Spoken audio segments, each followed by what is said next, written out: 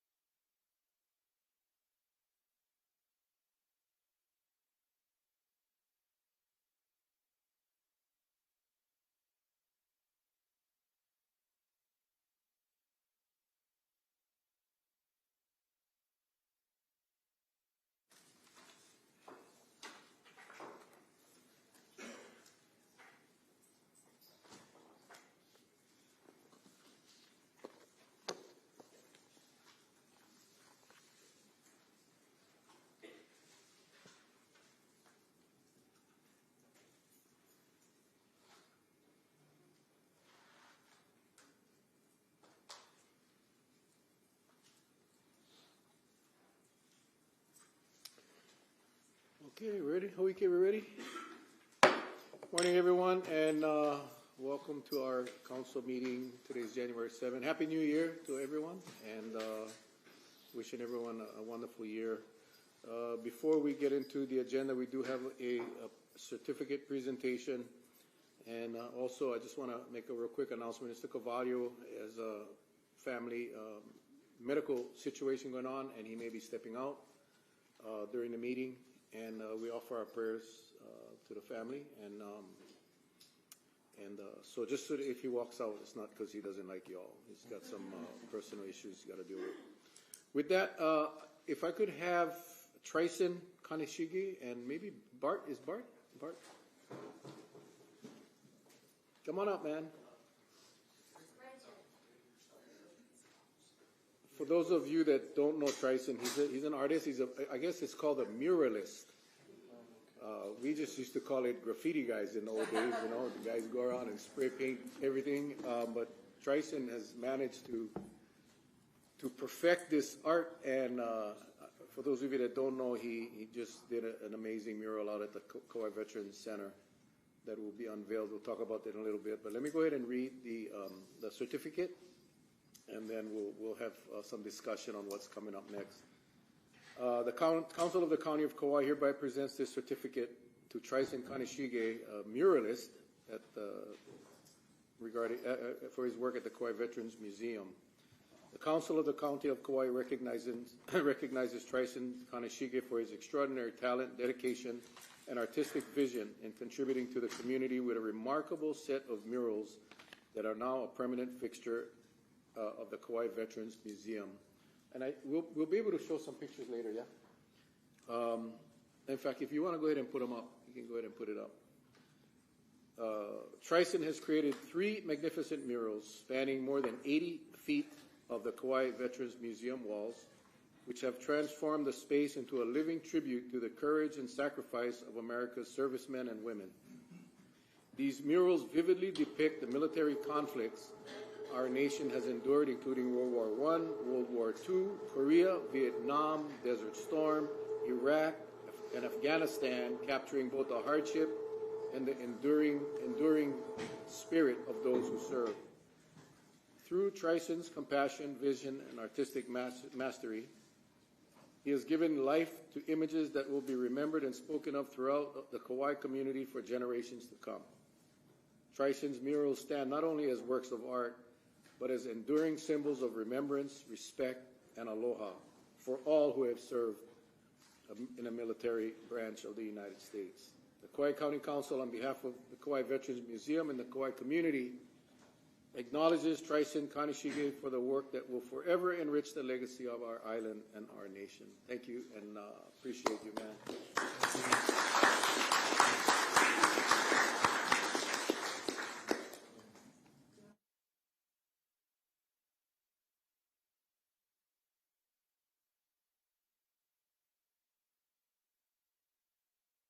Whenever we turn that stuff on, our mics go off, so yeah, you just got to press it.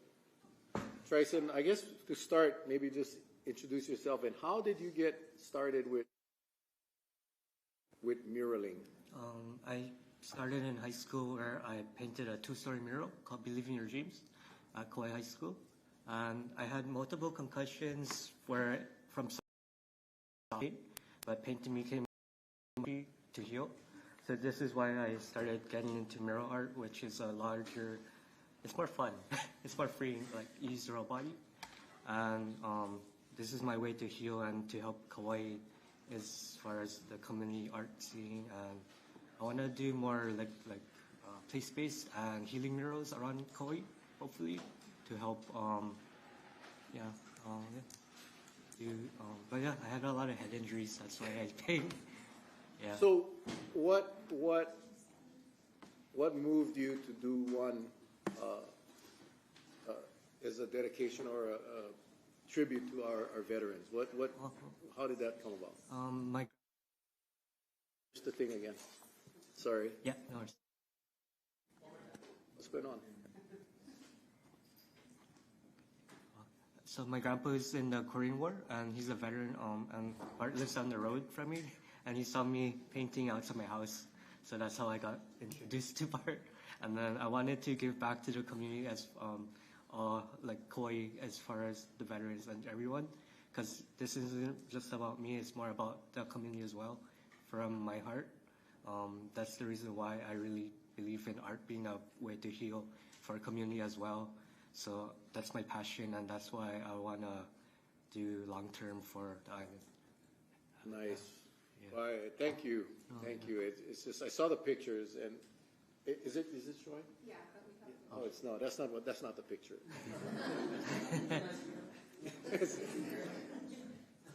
My hair is white. Yeah. So Bart, I know you're the museum, and now if a lot of people that center sits, but there's a lot of people that don't fully museum in there. But maybe you can kiss yourself and show you and veteran as well, but museum. The last, I'd say, years we've completed the neat thing, guys, it's the island. 80% by families, which makes it history, military history, which is a great. For me, love. We blew out the wall, ceilings, and we made it. It is, but right, it's from what incomplete. me, two, this kid was in the center. And he was actually a project for who was doing his for so see the eagle. That's right. For his man, I road waiting to find out changing his house, and I gotta acknowledge, guys. This can you stand, please?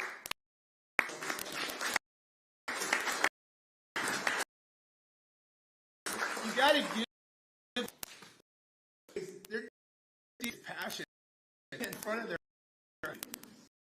man. He's changed, and in fact, I was upset because he just did it, and I'm like, I didn't even take it. This is what a kid is just, and he has offered to you guys listen to accept. Thank you so much for everything, and appreciate it. Really love that. And this, the museum on because I gotta see this, and so. But anyway, enjoy on the sale part. The unveiling is going to be Friday. We're going to be doing it a small presentation, and then we're going to do Jay's going to be doing a blessing. That bringing out it's legal, and having food. Unveiling at 5 o'clock. We're going to do a trivia with Jurassic Kaua. In the movie of Jurassic Park. Please come on out. God bless you much. It's awesome. Watching this kid work for 2 months, just space. And every time I walk in there, constantly. His artwork, spray paint. So amazing. But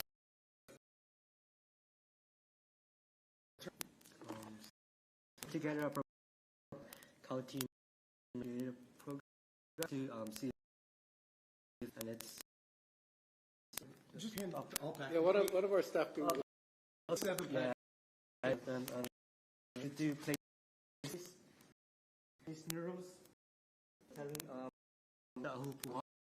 bringing the community people to learn, become a people could pictures of the mural become a education. So kids could learn to get involved with artwork because the art's not as close anymore. I wanted to introduce this as a way, as far as therapy. It becomes healing. Art becomes like a healing for people that for my question stuff art as a way to hear people would use art to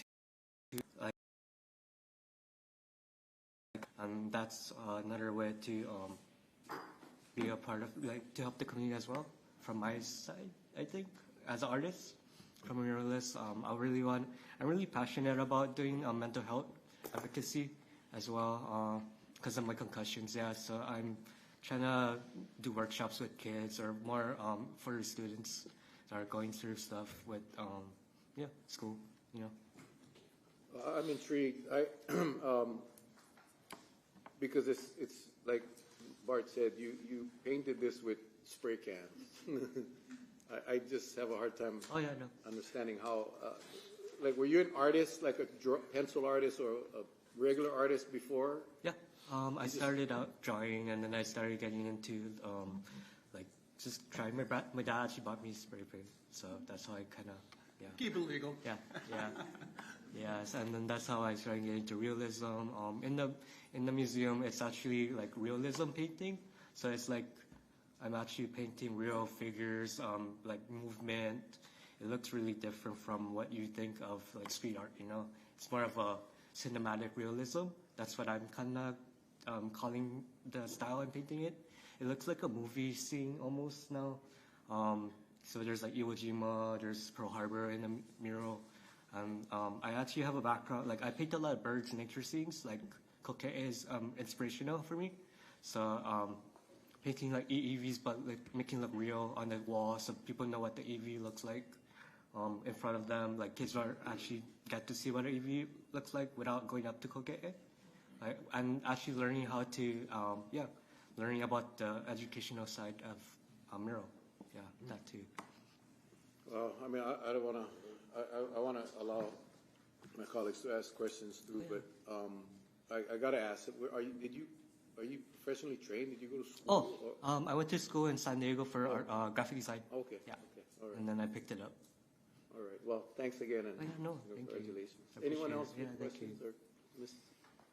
Well, first of all, I want to say thank you, and we're having a little bit of audio-visual problems, but I'm not, so I'm watching your art, going across the screen here for what's at the museum, and it's beautiful, and thank you. I'm hoping it does make it up for everybody to see, but that's extraordinary. I can't wait till Friday to go in and look at it. I know you've done some things along Rice Street here, and I've been able to watch you while you're doing it, and so I really appreciate it so much, and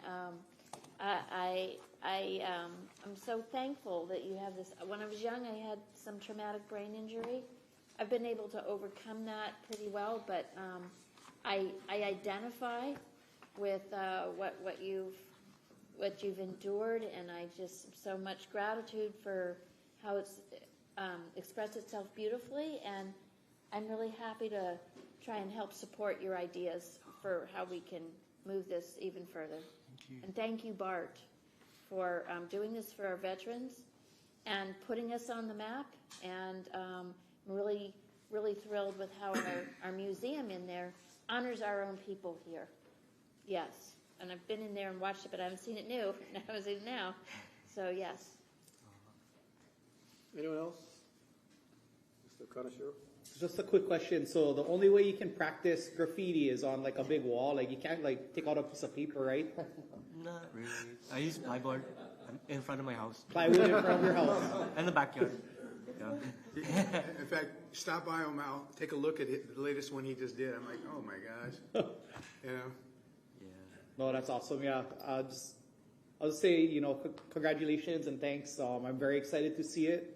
I'll be there on Friday, and yeah, keep it up. But yeah, I was wondering, it's not that easy to practice when you need like a big landscape. I don't know where you're like practicing.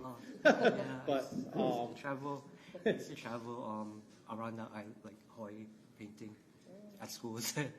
We actually gave him 20 images that the veterans thought that were great, because we wanted to break it down into conflicts: World War I and II, Korea, Vietnam, and then Desert Storm.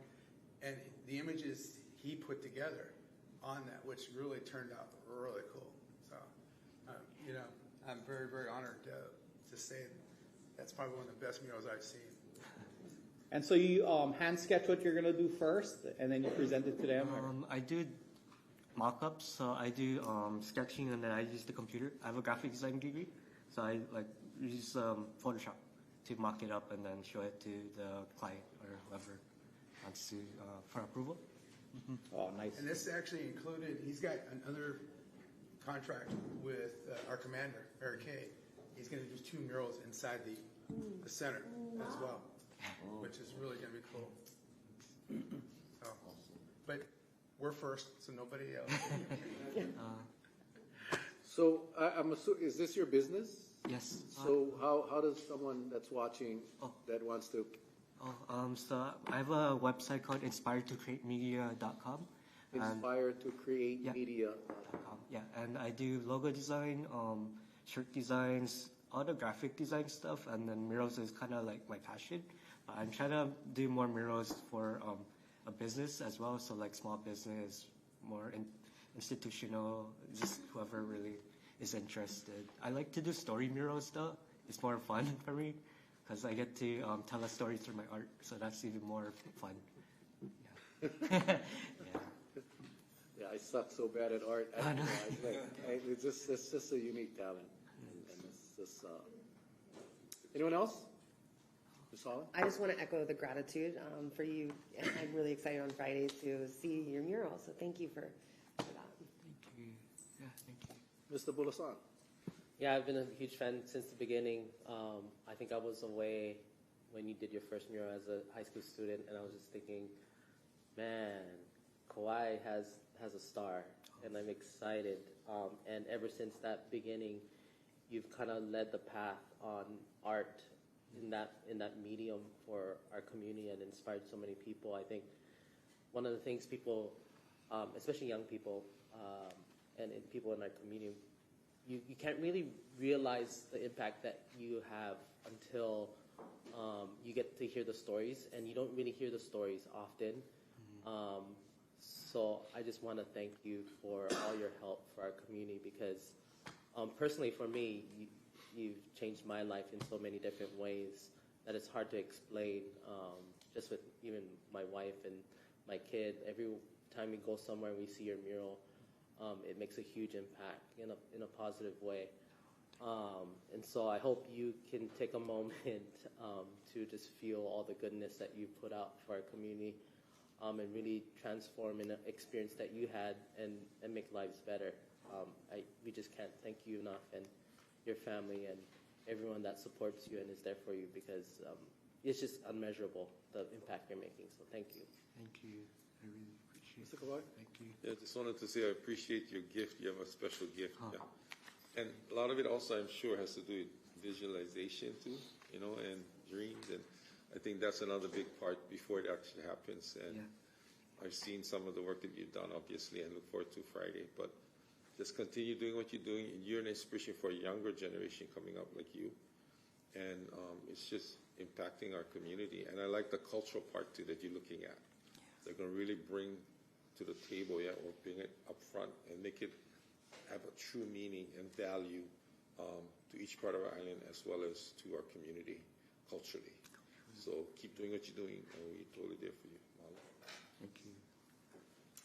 All right, Mr. Cooley? I was curious because he asked about any training, and you said you went to school in San Diego and you picked it up. Yeah. So, was it a university? Were you there for a long time? I mean, I think it's probably more a natural talent and gift, but I assume you had to hone that and learn some skills. But what was the education exactly? So for young people to kind of hear. I had I have a bachelor's of science in graphic design, and while I was in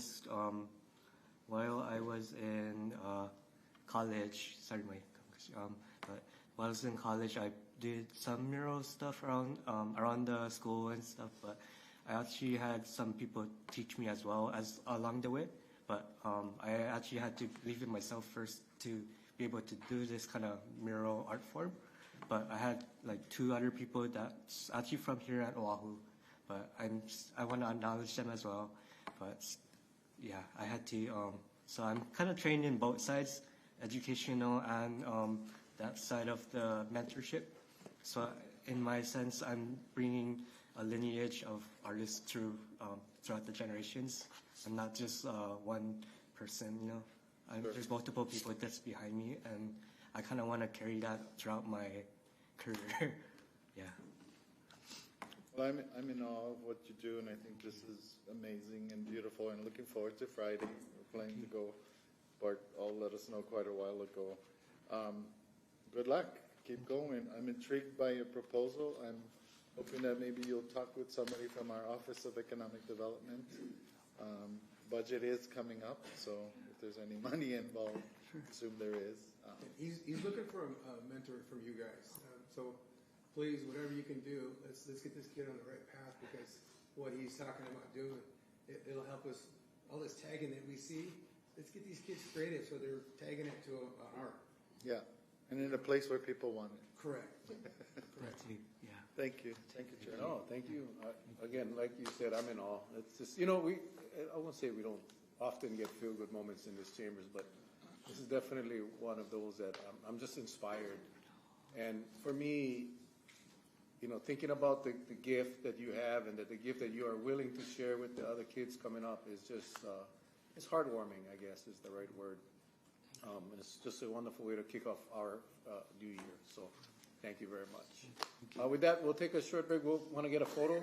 Mr. Fujimoto is here. He only comes on very special occasions. So, so with that, we'll take a short break.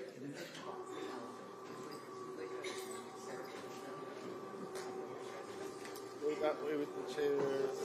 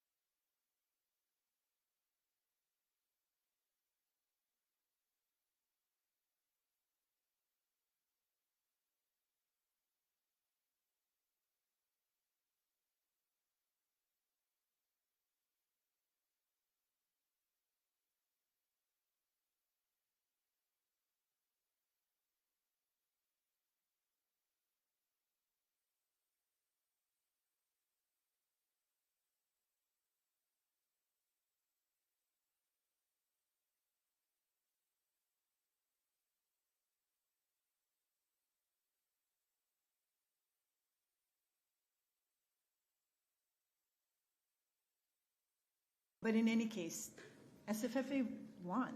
So the kinds of legal precedents that had been set that were supportive of that are no longer. And so that's a change that makes our situation a little different than it was back in 2003 through 2006 when we were fighting the Dole case. Got it?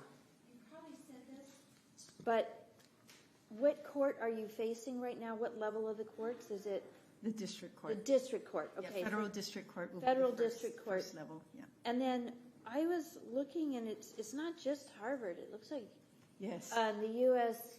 like Air Force Academy. Yes. I mean, the levels of who they're going after are the big league, right? Yes. And so there's about 7 or 8 schools that are being challenged, and I don't even see Kamehameha schools on the list, right? So these are big schools. Are they? What about the Native American schools, which I don't think have quite the same foundation that Kamehameha schools has? I grew up near the reservations, so there were reservation schools, and those were intended to separate people from their families and to separate them from their culture. But I haven't lived there in a long time. How is that paralleled? Is there any question on a Native American school? SFFA has not gone after those. We believe that it's important for us to be very mindful of our case and its potential impact on others. So that's something that our legal team is taking into consideration. Yeah, because it's when they swing, they want to hit, because when you look at the foundational institutions that they're going after, they're big. And so I think Kamehameha schools, maybe they're just trying to grab, okay, where can we find an extreme? Because if they can take down something as Pono, as Kamehameha schools, that's a very big statement. Anyone else? Mr. Kuli? just kind of a broader question about a lot of the attacks on the Native Hawaiian people and Native Hawaiian programs seem to come under the guise of discrimination of one race of people over another race of people. But isn't it true that Native Hawaiians in Hawaii, it's not about our race, it's about our origin and our being the only Aina-based people from this place. So the word indigenous, right? I mean, we are the indigenous people of this place. And our ali'i, who ran the country at the time, continued, even though their rule ended, their connection to the land and to the people continues because of their intelligence and thoughtfulness and compassion and forward thinking to continue to invest. What more brilliant way than to ensure the future of a people, of a race, of an indigenous people from a place, than to invest in the education of their young people, so that, I mean, the most important thing I thought you said was the thing about the creating industrious young men and women and creating them with the responsibility of having to give back.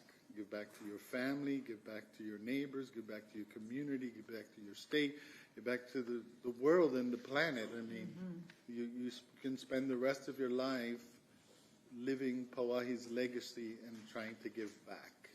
But the difference is race-based versus the indigenous original people, right? Well, I think you make a very significant point. When Pauahi wrote her will in 1883, the Hawaiian Kingdom was still well in existence, very strong, in fact. And she does specify very clearly in her will that the preference, and she uses that word preference, for Aboriginals of Native Hawaiian blood, right? Aboriginals, so just like what you're talking about. Because of course at the time in Hawaii, the Hawaiian Kingdom had many citizens of all sorts of backgrounds, but the lands were designated in such a way that Ho'aina, or Native Hawaiian tenants, Aboriginals, had certain rights to lands. And so she was honoring sort of that understanding that it is, as a chiefess, first and foremost, she needs to use her lands to support these people who, you know, in the kingdom context, had a special kuleana to the land, and, you know, that reciprocal relationship with the land. So yeah, I think that's a really important point that, you know, and some people would make the issue that, you know, we need to consider the fact that those rights may still, in many respects, as for instance, the apology resolution that President Clinton signed and the Congress at that time signed, you know, it recognized that those rights were never relinquished, and that there was, as President Cleveland in 1893 had called it, it was an act of war. It's sort of like how some people are saying, you know, what's going on in other parts of the world. It was considered an act of war that President Cleveland defined the, you know, the United States role and how they intervened here. Thank you. Thank you, Chair. Scholar? There is brand new one in my town, by the way, so I'm happy. 5 charter schools that I can think of on this island that are either Hawaiian immersion schools or dominantly perpetuation of Hawaiian culture. And those are open to anybody, which is appropriate because there are many families that maybe don't have Hawaiian local ancestrally Hawaiian, but they deeply care about and their lives are surrounding hula or any kind of cultural practices. So Kamehameha schools, you typically support those schools, right?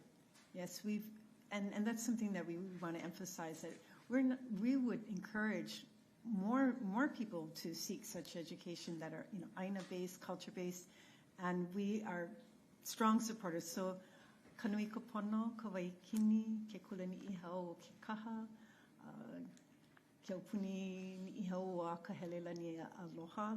All of those kula are support.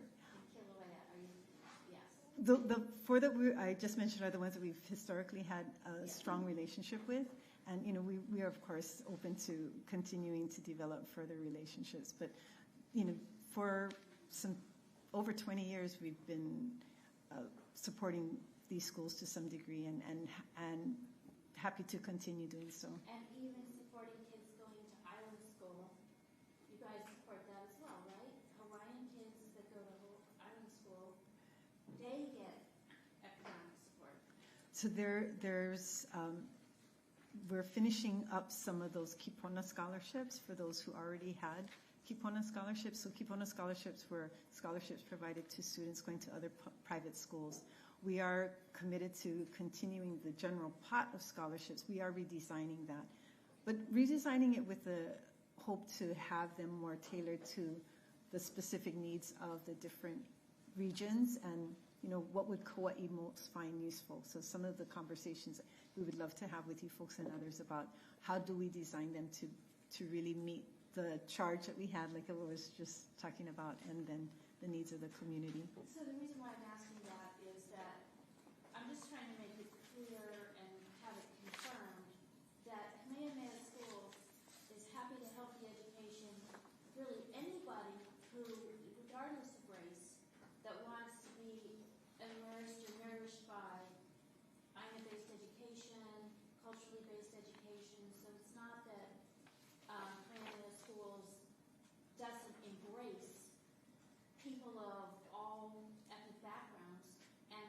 has a way of helping to nourish them within the culture, and also people maybe with the right ethnic background or physical background, they can still do other things in the way that they want to do. And certainly Island School does have some cultural teaching. So it's only in your core campuses that you're trying to stay tight to be nourishing your own keiki that have the ethnic background. And they can be mixed, right? They can be mixed. That whole time I was off, sorry. Thank you for pointing that out, because really since the 1970s, our extension education programs have been supporting efforts within the public school system and other areas of the community that are completely open to any ethnicity. Yes, thank you. Sure.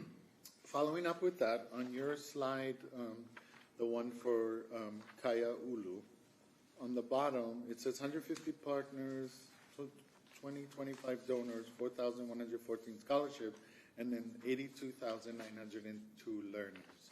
So is that where this extension education comes under? Yes. So and what are some of the examples of what that is? So, for instance, on island here we have so the Partners in Development programs, in Peace. They have, I think, some programs on Kauai. The 4 charter schools that I had mentioned, so Kanaka, Ke Kula Upuni ni Iha o Kahelelani, Ke Kula ni Iha o Ke Kaha, Kawaikini, Kanui ka Pono. We have some aina-based programs as well that we had, let me pull those up. My phone's on Tristan's site. Okay, so let's look at Kauai just a sec. So Boys and Girls Club of Hawaii, some of their after-school programs. Ke Kioka Aina, so those are some of the infant toddler centers, the home where parents and children have time together. Kumano, Ikiala, Kapono Kaiaulu, Malama Huleia, And of course, the Ainaulu sites like Waipa, Stacy Sproat folks.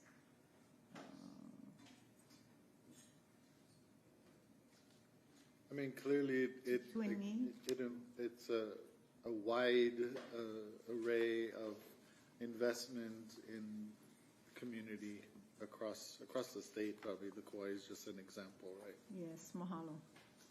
Thank you. Any other questions for Kamehameha Schools? If not, thank you very much. Mahalo nui. Mahalo. Is there anyone in the audience wishing to testify? Again, we'll be doing the resolution immediately following this communication, but I'll entertain all the discussion in this item. I know we have a couple of young students here that I'm not sure if they want to testify or not, but I got to meet them yesterday, and they're so excited to get engaged with local government, and they look extremely nervous right now, so that's fine. You don't have to come up. Okay, if not, I'll call a meeting back to order. Any further discussion? Again, the resolution, we can have the discussion about the topic, and then we'll... Ooh. Oh, I'm sorry. I'll suspend the rules.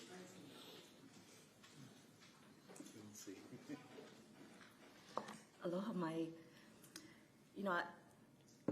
Aloha again, Chair and the County Council here. I really appreciate that you paused and looked over to Vicky folks and the keiki here and just giving the opportunity to testify. Just thank you for being here. Mahalo. My name is Rasma Kaula. I'm the Director of Government Relations at Kamehameha Schools, and it really is a privilege and an honor to be here before all of you. Aloha e nā luna ho'omalu, mel raposo. Nā hope luna ho'omalu, kipu kai kua li'i, a me nā lala o ka aha kuka, aloha mai. Kamehameha Schools offers our very strong support for Resolution 2026-01, affirming and supporting the Kamehameha Schools admissions policy, mission, and its contributions to the Native Hawaiian community. We mahalo Chair Raposo and Vice Chair Kuali'i for introducing this resolution, and we truly support and appreciate the support of the Kauai County Council to uphold and affirm the will of Keali'i Bernice Pauahi Paki Bishop. This is a very powerful expression of her chiefly authority to ensure that through education, generations of Native Hawaiian children will grow, they will lead, they will help restore and sustain their ohana, their kaiaulu, the lahui, and aina. Kamehameha Schools continues Keali'i Pauahi's kauoha, her chiefly charge. We do this on our 3 campuses and on our 30 preschools, focusing on Hawaiian culture-based education. We also extend Keali'i Pauahi's reach by investing in the community through educational programs, events, aina stewardship, watershed protection, food systems, renewable energy, and all of these things, not just for Native Hawaiians, but for all the people of Hawaii. So again, mahalo for your support and for all the work that you do.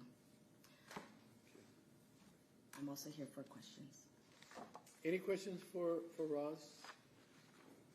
I just want to say thank you, and again, more for your patience and understanding on our technical problems. So thank you, Roz. I'll give the public one more opportunity. If not, I'll call a meeting back to any further discussion. Ms. Cowden? I would like to say, thank you to Kamehameha Schools for the endurance that you've had since all this time, the commitment to our chiefess's intention and for helping our kids. And I want to say that I see Kamehameha Schools as an important, if not the foundation of perpetuation of Hawaiian culture in our islands. And so I wanted to call attention to the charter schools and everything else. It is sprinkled out all over the place. But when I think about if somehow Kamehameha Schools was homogenized into a way that they couldn't really fit their mission in the depth at which they need to, and I think it's good for kids to be in a group where there's a concentration, where they can feel like the norm instead of a minority in their own lands. And I have, over the years that I've been here, I might go to a funeral and I'll look. And if it's not a Hawaiian funeral, if it's a Hawaiian funeral, there's plenty of people. But like if it's not, there might be one or two, or I'm at a big event and I only see a small handful of people who really have the culture so deeply embedded even in their genes. And so I think it's great for the kids to go and really be nourished in a concentration of self-empowerment and to know that they have a real place in the islands. And so it's kind of an attack on all of us if we were to lose that anchor that supports any child and anybody who is wanting to paddle or to be strong with their fishing, or all these different skill sets and their Aina-based education and the foods and everything else. So it starts to rip out the heart of our culture if we shut down this mechanism that keeps generating strong and industrious leaders with a kuleana to support the culture.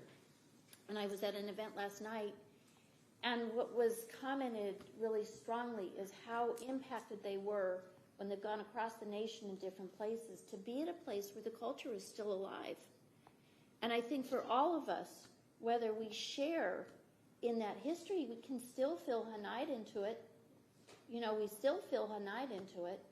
And so removing this vessel that is the generator of keeping it alive and moving with real fierce and effective ability is really, really hard on even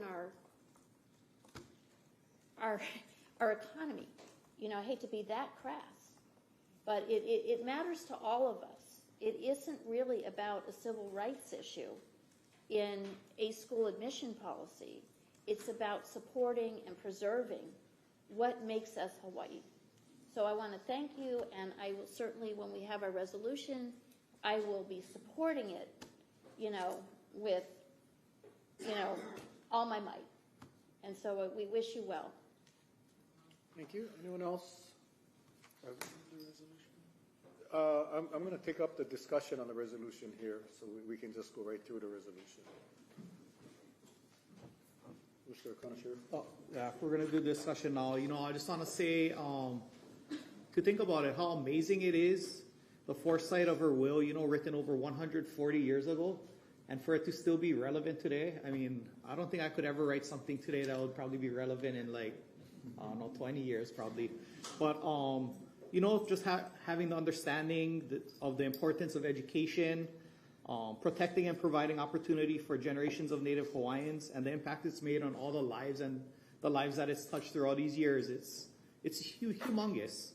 So, for me, I'll call it a frivolous lawsuit. I think it is frivolous, it's just somebody reaching to try and get money. I don't see them suing small schools, which probably they would have a way easier chance of winning and making their point. They're suing huge schools that have billions of dollars, But, Kamehameha Schools has provided so much opportunity in Hawaii. And, unfortunately, it takes time, it takes money, it takes resources to fight it. But I do believe Kamehameha Schools will prevail and will come out on top, and I'll be in full support of our resolution. Thank you. Ms. Holland? Thank you.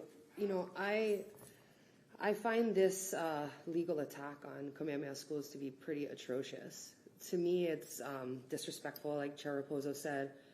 You've shared so much great information today about the many things that you give back. And, for me, when you said about leveling the playing field, the whole point of all of this is to do that. And I just, just some very easy searches and across the internet, you can see how much inequality there's been over generations. And, Native Hawaiians face significant disadvantages. Through statistics, it shows that, higher poverty, unemployment, homelessness, they're overrepresented in our homelessness population here on Kauai and across Hawaii.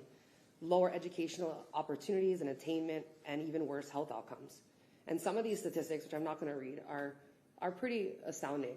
And then when you look at when Europeans first arrived, diseases that were brought, syphilis, influenza, smallpox, things that never had generational immunity, 84% of Hawaiians may have died over those decades, with an estimate of hundreds of thousands, reducing our population from potentially 800 to over 50,000 by the late 1800s, a loss comparable to genocide. A very easy statistical quote that you can obtain. Hawaiians lacked any immunity to disease. In such a short period of time, we lost so many people, and 84% of Native Hawaiians, and those that remain, and those generational descendants of those that remain, are already not given an even playing field. So the attack on this opportunity to try to provide that is so offensive and so disrespectful, and really, quite obviously I support the resolution, but I just wanted to share some of that when you think about the privilege that many have come to Hawaii with, and the generational white privilege that many people obtained, to then use that. This is a direct attack on evening the playing field. This is a direct attack on those equalities that so many people fought for so long, Councilmember Kaneshiro and I, when we were in Philadelphia, spent hours going through this museum about the history of the constitutional amendments that led to the emancipation of the slaves and equality, and then 50 years later, the right for women to vote. And it's incredible how hard and how often throughout history I noticed in those timelines how many times we took steps backwards. We passed these things, and then we legalize all these exemptions for slavery. And then, and that's the political change that I've realized over the last 2 decades of being involved in politics, and how hard it is to get that change, and how you must imua, and you must continue to push that line. And so, for me, obviously, it's a huge support for the resolution, and I'm thankful that it was introduced and that we can help in some way to at least show our disappointment and disgust in this attack on Kamehameha schools, and this opportunity for Pauahi's trust to be respected and to be honored. And, I've had nieces and nephews that I've got to help apply to the process and get accepted into Kamehameha schools, and just seeing the opportunity that it gave them has just been incredible. So I just, I thank you guys for being here. I thank you for this opportunity to share this information with the public, and I really hope that you're victorious in this battle.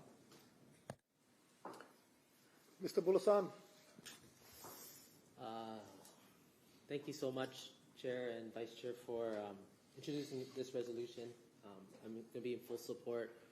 Mahalo to everyone who showed up and testified and is present and continue to do all the work that is being done, past, present, and future. Eola Pauahi, Eola Hawaii, Eola Kamehameha schools, and ditto everything you shared. Funny enough, I have a 21-month-old named Kila'a, and I joke with my wife every day. I can't wait to admit him to Kamehameha schools. Do they take him as early as 21 months? And she's like, no, we're not sending him to Oahu. You gotta stay here. I'm like, okay. And I joke because when I think of what this resolution means and what Kamehameha schools mean to our community and to our family, especially to me, it's more than just education, more than just experiences or responsibilities to land and people. There's this book that I just read to my son. It recognizes all of the indigenous people who've done impact in the world, and there's several in this book. And it was actually written a while ago, and one of it was actually acknowledging Hawaii, and the thought of legacy and trying to understand how important certain things are for us as a human race is so immeasurable. And it is very important for people who have vision like Pauahi and for organizations and community to continue to work together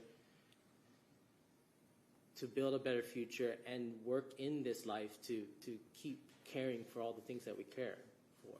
And so it's super important for us as a body, county council, to do this work, and this work as in this resolution, to help make sure that we are on the right path and continue to stay on the right path. And so when I think about this situation that we're in, and I feel it as I'm part of it, not separate from what the experience is from any organization that is going through it, I think it's important wherever we can to step into these uncomfortable spaces, whether it's an attack on our partner organizations or a direct attack on us, because it allows us to think about what matters and work on the things that will make a better place for all of us. And so I'm super excited to pass this because I hope it continues as a part of a movement that has already been started and restarted and continue to grow, to empower people to feel inspired, to feel strong and willing to do the work to make sure that we have a better place for our community. So thank you to everyone that is here and doing all the work. And again, I'll be in full support. Mr. Cooley? Yes, Chair. I wanted to say mahalo nui loa to you, to thank you, because you brought this forward and then honored me by asking me to join you. I was not able to see the presentations that was here on island because I was away traveling, but I'm very happy that you saw the presentation and that it inspired you to do this, because I think it's really important. Of course, it is important to me. So thank you. I agree with all of the statements that were said, and I would say for sure when Kamehameha is under attack, we're all under attack, and that's our people, that's our community, and our entire state. So over 100 years of investment in our people, right? So as a class of 1980 graduate, I was there for junior high and high school from 74 to 86. And then Kamehameha also played a role in encouraging me on to college and even supporting me while I went to college with financial aid as well. So I am a living legacy, a part of Kamehameha and Keli'i Pauahi's legacy. And her investment in me has meant everything in my life, to my family, and to everything I've been able to achieve because of that investment. And I can't thank her enough and thank everyone at Kamehameha enough. So please, please stand behind Kamehameha forever. Thank you, mahalo. Oof, I don't know what's happening. You making us all cry. That's what's happening. Yeah, you know, I obviously never went to Kamehameha School. I did go to a wedding there at a chapel, and it is the most prettiest chapel on the planet. I'd never seen so much koa. My cousin graduated from Kamehameha, and he got married in that chapel. It was like, wow. But, yeah, I would encourage everyone, go to ksbe.edu, and you can get it all there. You can get all the information there. It is a compelling presentation. It made me realize how ignorant I am to the history of this place that I call home. I mean, you know, in high school we learned, again, Kaua High School, not Kamehameha, we learned, and it was a chore to just remember names, Hawaiian names. I can't remember. It's hard. It was very hard for me. But anyway, listening to the presentation and following the timeline that was clearly put out of all the events that had occurred, and just the struggles that had to happen for us to be where we're at, so we can end up with the product of that, with someone here like Mr. Kuli'i and so many others. it just makes me try to realize what would drive anyone to try to disrupt that. You know, I'm trying to be politically correct here, but it's very difficult because I think, as was mentioned, so many opportunities to go sue whoever you want. You know, you go on. It's not hard anymore, especially with AI and ChatGPT.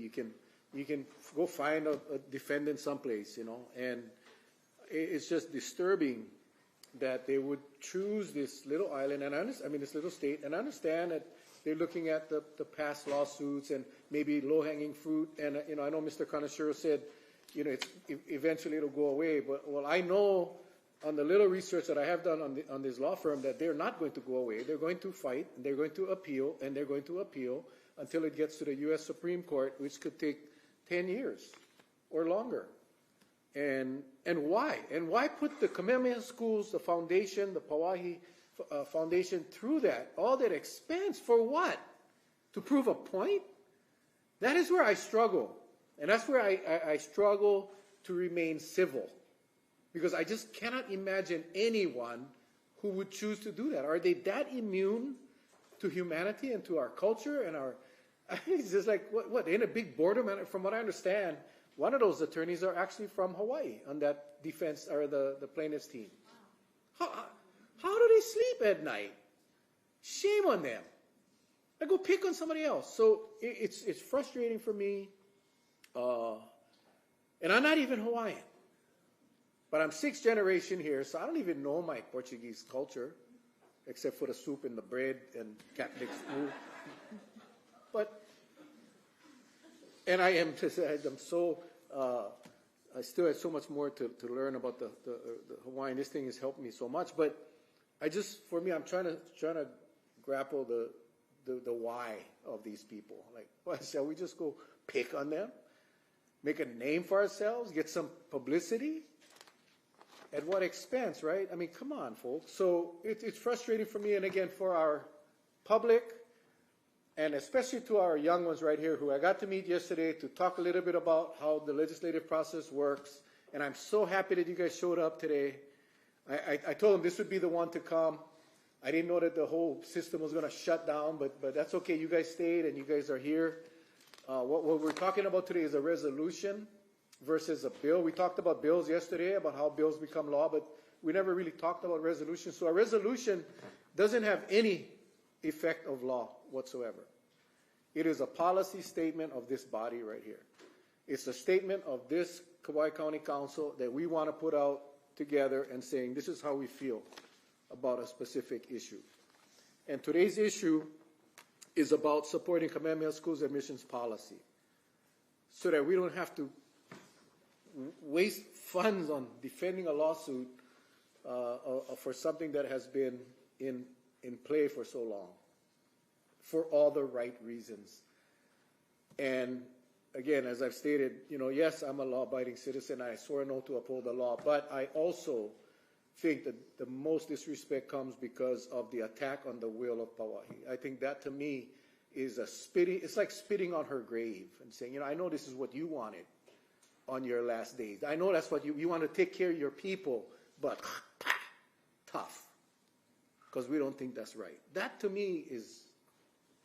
Anyway, I'm not going to read the whole resolution, but for the sake of our young ones here today, I do want to share with you just parts of it so that you can understand why we are doing what we are. Oh, you guys have it? Okay, so you're telling me to shut up and no need to read it? Okay, that's fine. That's fine. There were 2 resolves, I think I just want to, okay, let me just read a couple. And I'll read it in Hawaiian. No, I won't.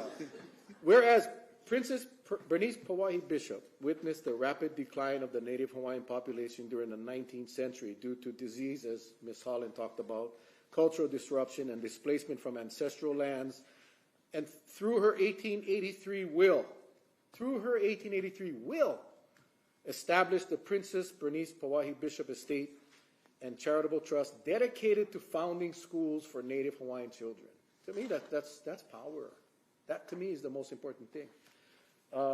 Whereas new legal challenges, including one brought by students for fair admissions, threaten the 140-year-old admissions policy specifically crafted to fulfill Pauahi's charitable intent and support the educational needs of Native Hawaiians.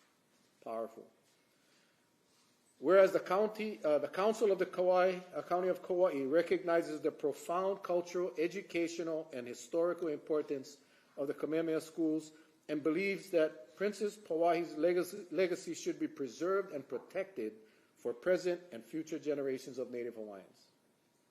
And I think more than one of my colleagues mentioned about how preserving that rights and benefits for Native Hawaiians is actually beneficial to all of us.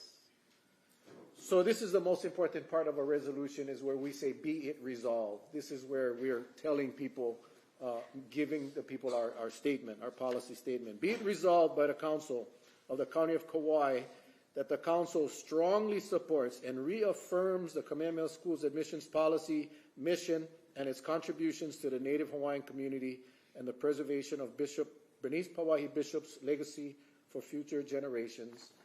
And be it further resolved that the Council urges all levels of government to respect Princess Pauahi's charitable intent and the legal and cultural foundations of the Kamehameha Schools admissions policies. Now, this resolution, when it passes, will be sent to everyone across the country. And that is why we're here today. So with that, if there is no further discussion, this is the communication. The motion is to receive. All in favor say aye. Aye. Motion carried. Madam Chair, with no objection, can we take the resolution up next? And then just for the public, after we do the resolution, we're going to take a caption break. And then I know we got people here for the audit, but I am going to take the Kauai coffee issue out of order because I know you guys took up a lot of your work time to be here today and want to get you back to work. So. Chair, on page 4, resolution number 2026-01, resolution supporting and reaffirming the Kamehameha Schools admissions policy, mission, and its contributions to the Native Hawaiian community. Move to approve. Second. Thank you. Is there anyone wishing to testify on the resolution? Is there any further discussion? Seeing none, motion is to approve. Roll call. Councilmember Bolosan? Aye. Councilmember Carvalho? Councilmember Cowden? Aye. Councilmember Holland? Aye. Councilmember Kaneshiro? Aye. Councilmember Kuali'i? Aye. Council Chair Raposo? Aye. Motion passes. Motion passes. Resolution passes. Thank you all. With that, we'll take a 10-minute caption break.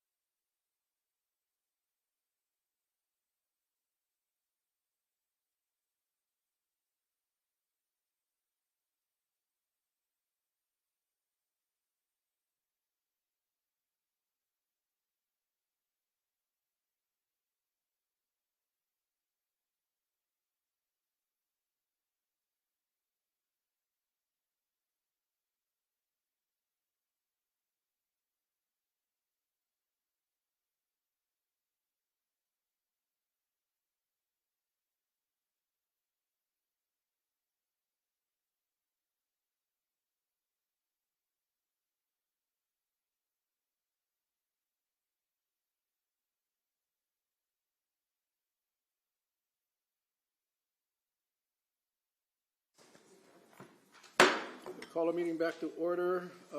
Members, with no objection, I will, like I said earlier, we'll take the Kauai coffee item up so we can get these people back to work.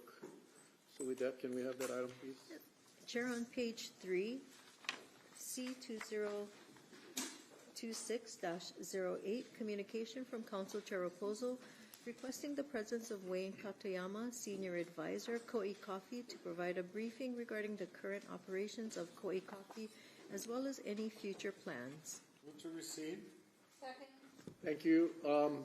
With that, I'll call Mr. Katayama up. Just real briefly, the reason this is on the agenda is probably a couple weeks ago, social media went crazy about Kauai coffee, and we had some discussions. This body had some discussions during the planning bill regarding the plantation camp housing and the Numila project. We talked about the importance of Kauai coffee and how this housing bill that is currently at planning right now was going to benefit the employees of Kauai coffee.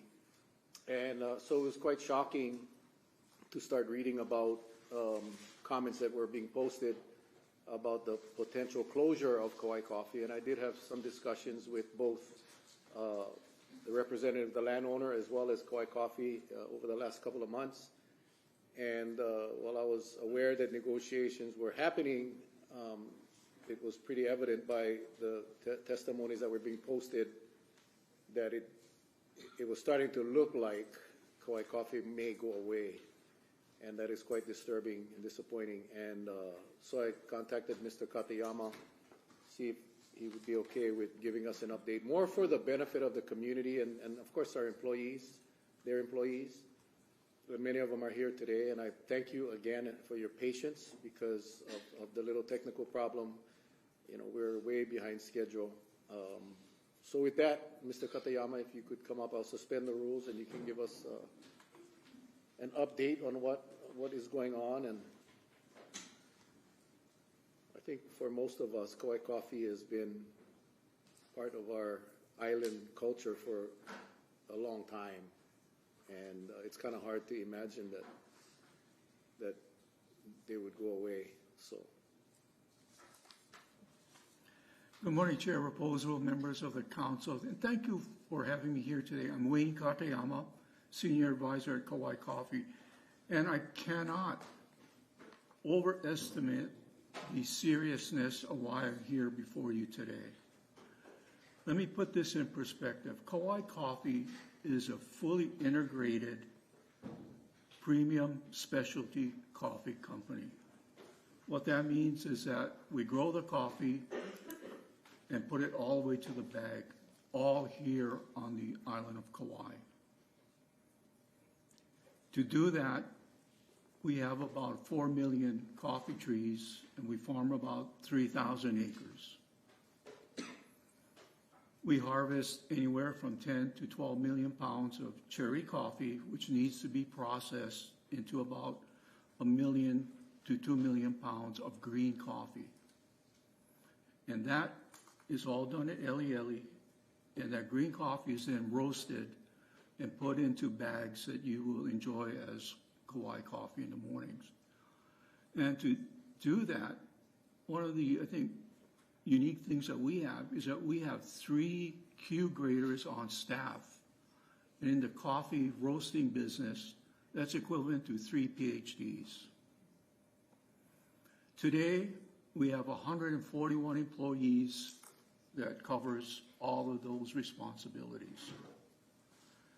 And you don't, well, at least I haven't reflected on it, because you see people day after day, every day, year in, year out. But 30% of our workforce has over 10 years with us.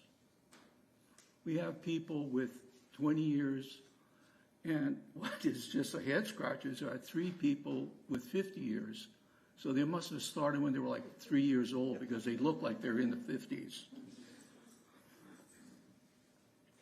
And we're heavily, all our employees are in the communities. You're probably related to some of them. You probably have friends with them. You know their families.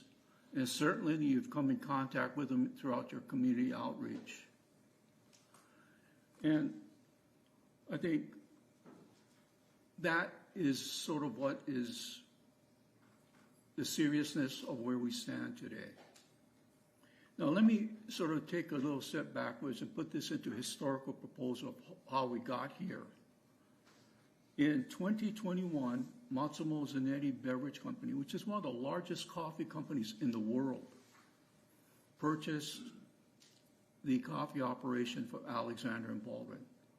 Alexander and Baldwin had been farming that land for 150 years from sugar, and in the late 1980s started to plant coffee. So we had a landowner that was very attuned to how you view the use of agricultural land. In other words, their horizon was very long and knew that once you had a monocrop, you were in there for 50 or 100 years.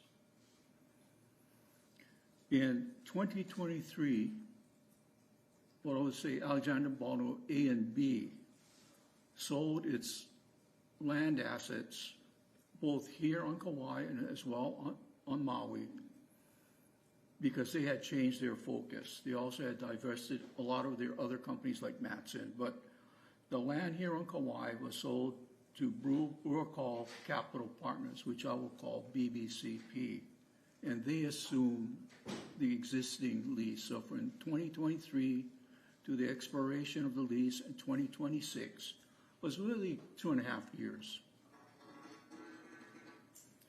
BBCP recently has publicly communicated they are not willing to renew the lease.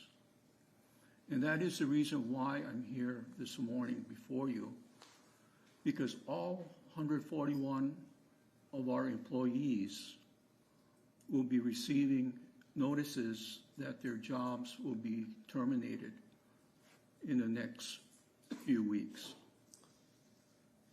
Now, the precise date that they will be terminated will depend on how we divest ourselves of the operation, but nonetheless, they will be giving a notice shortly. Now, this doesn't mean that we at Kauai Coffee have given up and resolved ourselves to the fact that we will be terminating the operations at the end of March. It's not, it's just the opposite. We'll continue to seek some kind of resolution, and hopefully that we'll be able to negotiate something successfully by the end of March. That, however, has put a strain on our 2026 crop.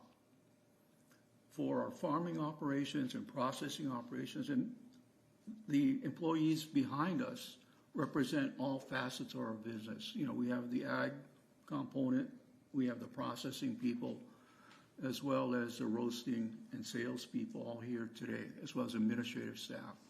So that is the reach and the depth of the type of employees that will be affected if we cannot resolve this successfully. Hopefully we can do something, but again, this is to inform you that there is a cliff and it will happen on March 28, 2026. You know, I thank you for your time and for you to give me the opportunity to share with you our perspective and what's happening and the impact to not only the operations but also the community. In our written testimony, we have identified some of the financial impact as well as the social economic impact. And we have tried to be good neighbors. You know, we had the 2491 and realized that it's very important for the community to rest assured that we're responsible citizens. And so post that, we are now Rainforest and Free Trade certified, which has independent auditors at times being more restrictive than EPA and OSHA. And I think we're one of the few farms in the state that have both. Unfortunately, I'm unable to discuss specific terms and conditions of the lease, nor I'm unavailable to speculate on any post-March 28 activities. But again, I thank you and available for any questions. Thank you, Chair. Ms. Cota? Thank you for coming, and I appreciate the presence of your team here too, because it's important to speak to all of you. I have a couple questions. You can tell me if you can answer them or not. What I read in the press was that they're intending to continue the coffee, just not without your administration. Did I read that correctly? That's been shared both publicly and to us directly, that they would want to continue coffee operations post our exit. May I share something with you, not to get too academic, but becoming a fully integrated specialty coffee really required 3 key elements. And it took over 20 years to sort of get it to work. One is, again, I shared with you the vision of agricultural land. It's not something that you can turn over quickly or change in very short periods of time.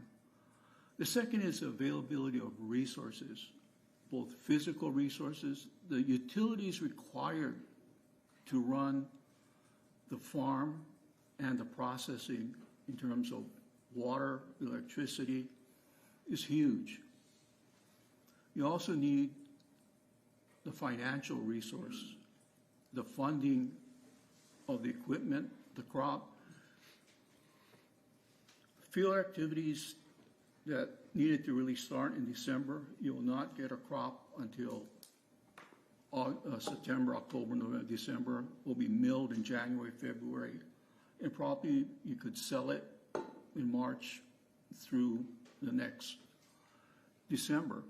So you're talking, financial security of at least 18 months in turning initially. And lastly, you need the intellectual capital. Alexander and Baldwin, or MB, very comfortable with long agricultural visions. MCB, Massimo Zanetti Beverage, one of the largest coffee companies in the world, very comfortable with investing in brand development. In terms of roasting coffee technology, in terms of brand development, investing in the marketplace, paying for slotting allowances, very comfortable doing that. So it takes those sort of two elements to come together to help launch the brand development and get Kauai coffee where it is today. The last and the most important is community support. What we have from you, from our neighbors in Eleele and Kalaheo. That is a critical element of why we're here today, is that our neighbors allow us to be here. And we are very thankful for that, and we do not take that responsibility lightly. So I have another question. Sorry to ask about the future, but have they shown any intention by coming and looking at the equipment, the land? Is there, because I'm looking at all these people that I want to keep the jobs, and we're super proud of Kauai Coffee, and you are a star of Hawaii/Kauai on the Hill in Washington, D.C. Has there been an outreach to the team? Is there any sort of look of intention for forward that we're going to keep our coffee? There has been visits by their teams, but in terms of the process, it seems that it's very superficial given the length of time there is available. Normally these things start a lot earlier because there's a lot of details. to comprehend, and then there's the drafting all the documents that go along with this. And here we are, less than 100 days, and none of the details have been addressed. I mean, it's sort of very superficial, high level. And again, maintaining the specialty premium coffee business is a challenge. I have one more question. Is that okay? I don't mean to dominate. I'm concerned about the surface water. That the 100 and what sounds like 155 years since Alexander Baldwin took it away, the surface water on management on Kauai, we're talking about our Hawaiian Kingdom times. They were very good with surface water, but the plantations were very good with surface water, and typically that's not the strength of a equity partnership or an equity capital investor. So the surface water management, how's that handled now, and how's that going to be handled off? Because surface water is critical in terms of how we move forward with our island. We have been very fortunate to inherit a small portion of the old sugar water system, and sugar water systems are huge. And for our 3,000 acres of coffee, we have two primary water sources, one from Alexander Reservoir and the other is from Hanapepe River. Our storage capacity is in 6 reservoirs, 4 of which are regulated.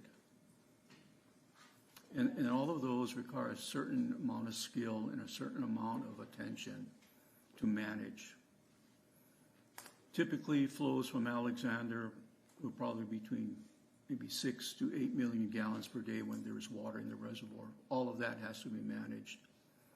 And our earlier speaker from Kamehameha Schools, it's key that, there has been an effort to restore Maka to Makai flows, but keeping the water up on the land and dispersing it on the land is far more efficient in recharging aquifers. And if we would like to maintain our aquifer system, I think, spraying water over 3,000 acres is much more preferable than to have it run into the water, ocean. So you guys have been managing your water system, and I know that your background is in sugar, so you really understand this deeply. With your potential leaving the land in less than 100 days, is there any dialogue going on for passing that knowledge along for the water system? Is that being handled? Well, generally that would take place as part of the transition process. There are certain things that normally take place. There's an asset purchase agreement, there's a service agreement, there's an employee assumption agreement that if you're hiring Kauai Coffee employees, what terms and conditions. Today, fortunately, we have the ILWU, which the majority of our workforce are members of. There needs to be an agreement that what is the assumption on the unionized labor force. And all of those conversations have not taken place in any great detail. Okay. Thank you. Any other questions? I just have, I guess for me, for clarification, number one, Kauai Coffee is the largest coffee grower in the United States, correct? That's true, yes. Which is significant. I mean, there's a lot of coffee companies in the world, in a country. And so back in 2011, I remember when Massimo Zanetti, there were a lot of skeptics, including myself, like, here we go, here comes a mainland company coming to take over Kauai Coffee, the nice local coffee company. And I remember reading all the promises of how this would benefit the community. And again, I was very skeptical. Well, fast forward to 2026, and we find out that was an amazing purchase. And in fact, they developed the brand now where Kauai Coffee is all across the world, which would never have been possible if that sale never occurred. My question is, with Massimo Zanetti, how you pronounce it? Massimo. Massimo Zanetti. Italian name. Yes. I thought it was Portuguese. That came, this global distribution system, though, that allowed for Kauai coffee now to be sold across the globe. And in fact, if I'm not mistaken, I mean, I could be wrong, correct me if I'm wrong, but isn't our coffee sales abroad more than what it is in our... I heard, I could be wrong, no? I need to get back on, I don't know if I read that somewhere. But the point is, let's say I was interested in purchasing the farm.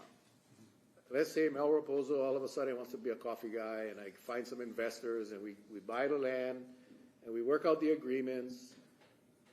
What we'll be missing is this global distribution network that is required to sustain the business, right? If not for Massimo Zanetti's purchase of the property, of that business, of Kauai Coffee back in 2011, do you believe we would be where we're at today as far as Kauai Coffee? I was there prior to that purchase, and I was part of that purchase. And again, of the three critical elements, Alexander Baldwin had half of it, Massimo Zanetti had the other half, and together they had the wherewithal to move forward to develop a fully integrated coffee company. And generally speaking, you know, you could have people that are good farmers, you could have people that are good processors, and you can have people that are good marketers. But rarely do you have it on Kauai in one place that you have it all. And look at the number of different skills that it's required to maintain that. And I think that was the accomplishment of all of these partnerships. And literally they were partnerships.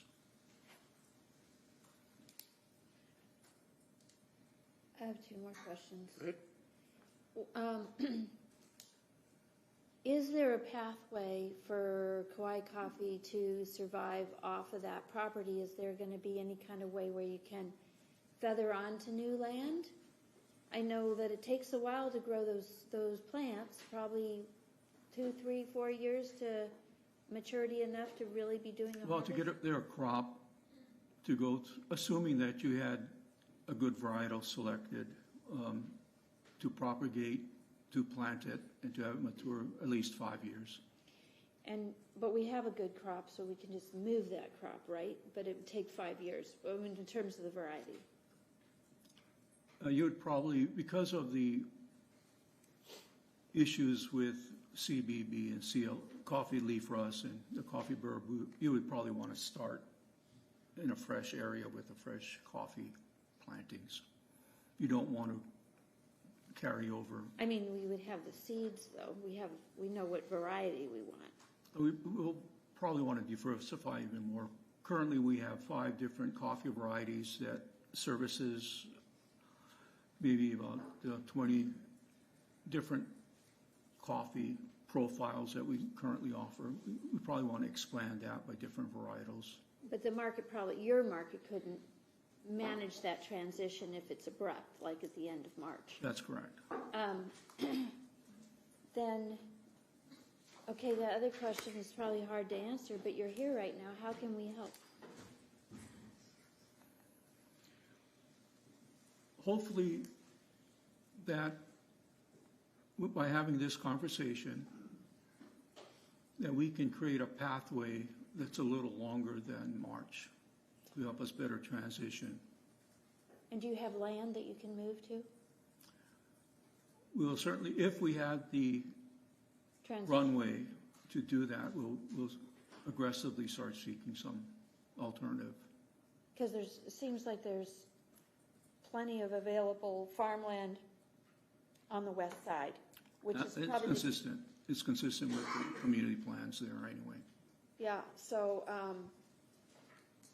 I don't know, we can do a resolution or anything like that. This is business. I'm happy to make some phone calls, but I'm sure a lot of those phone calls have been made. But how can we get them to give you a few more years? I mean, or is there a certain amount of acreage? But we could talk about that later. But I'd like to know, like, if you had, if you let go of X amount of acres, X amount of acres, X amount of acres, because if they're going to be doing coffee, you'd think we would be actually seeing a step that way towards looking at the machinery of communicating with your team, because there are jobs out there, right? So I'm sure that people will get other jobs, and once they're gone, it's hard to bring all these highly skilled people back. So I want to help you survive, and Can we get back to you on that? Okay. Let us sort of think about that. So just clarifying real quick, 4 million trees. That's a lot of trees. If you were to, and I think I heard you say it would be better to start fresh and plant new trees. I don't know if you could plant 4 million trees, but whatever the case may be, you wouldn't require 141 employees during that period, right? I mean, you would lose until your crops are ready.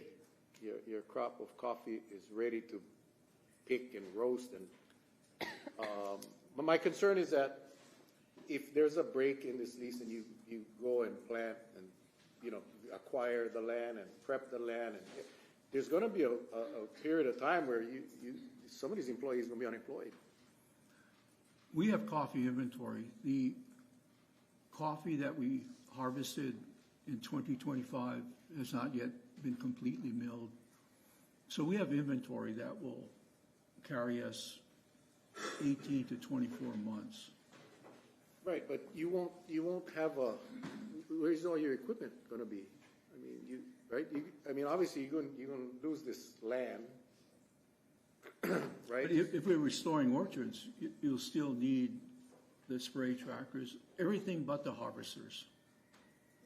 But I mean, this would be dependent on you finding land and getting your equipment and your building set up to do all of these activities, Yes. right?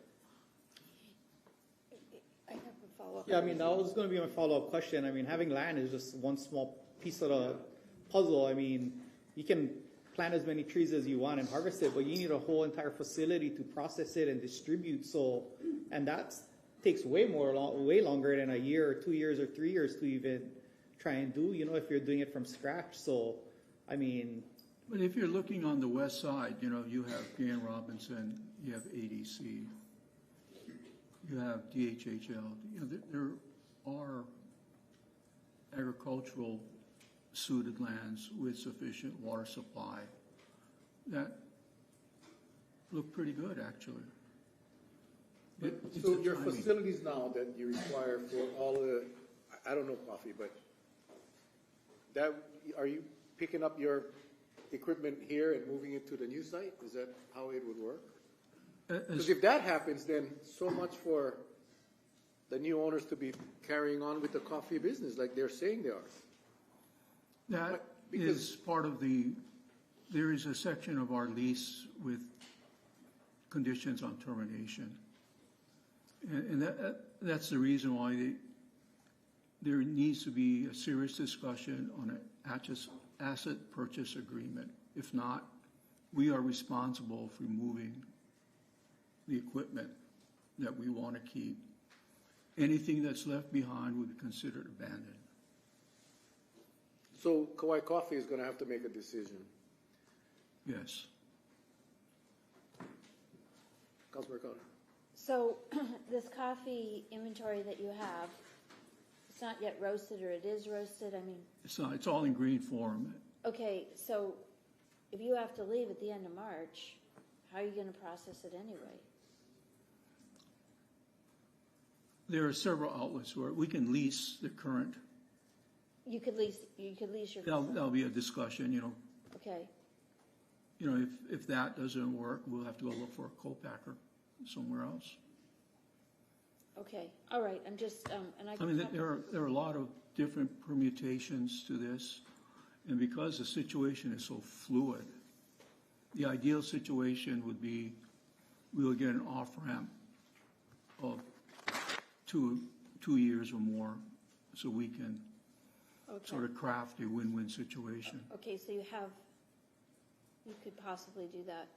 I just will say for the record, right after the property was bought, I was able to go and speak with Chad Brew, like 2 days later for a couple of hours, and Kauai coffee was one of the first things I brought up. So I was really relieved to hear that there was a commitment to keeping that going, and that seemed like something that was very foundational because, you know, removing all that coffee, all that, you know, is very expensive, and I believe that's all important ag land, so correct me if I'm wrong, that can't get turned into another kukui'ula, right? That your property can't get turned into that. Is that correct? I can answer that. Okay. Because there's only a sliver of land on that parcel that is IAL. Oh, okay. I mean, it would require rezoning, but the fact of the matter is it could be. All right, but we don't have the roads and the water and everything else. I mean, it's Well, neither did Kukui'ula when they started. Okay. You know, I mean, and I'm hoping that's not the intent, because that would be sad. If that is the intent, then that would be, again, back to the disrespect that we talked about earlier.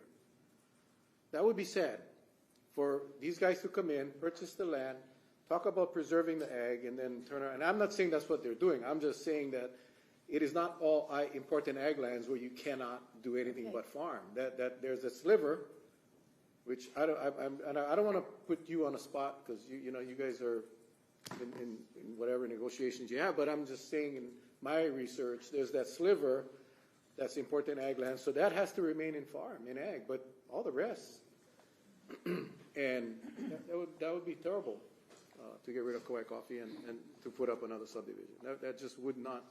Whether or not it would even be passed through the planning and through the county council at the time, I don't know.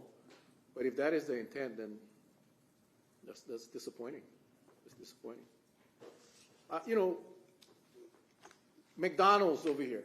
I don't know if they own the land, but let's say whoever owns that land kicks out McDonald's, and I decide to go in and say, I'm going to open up a hamburger store. I can take over the place.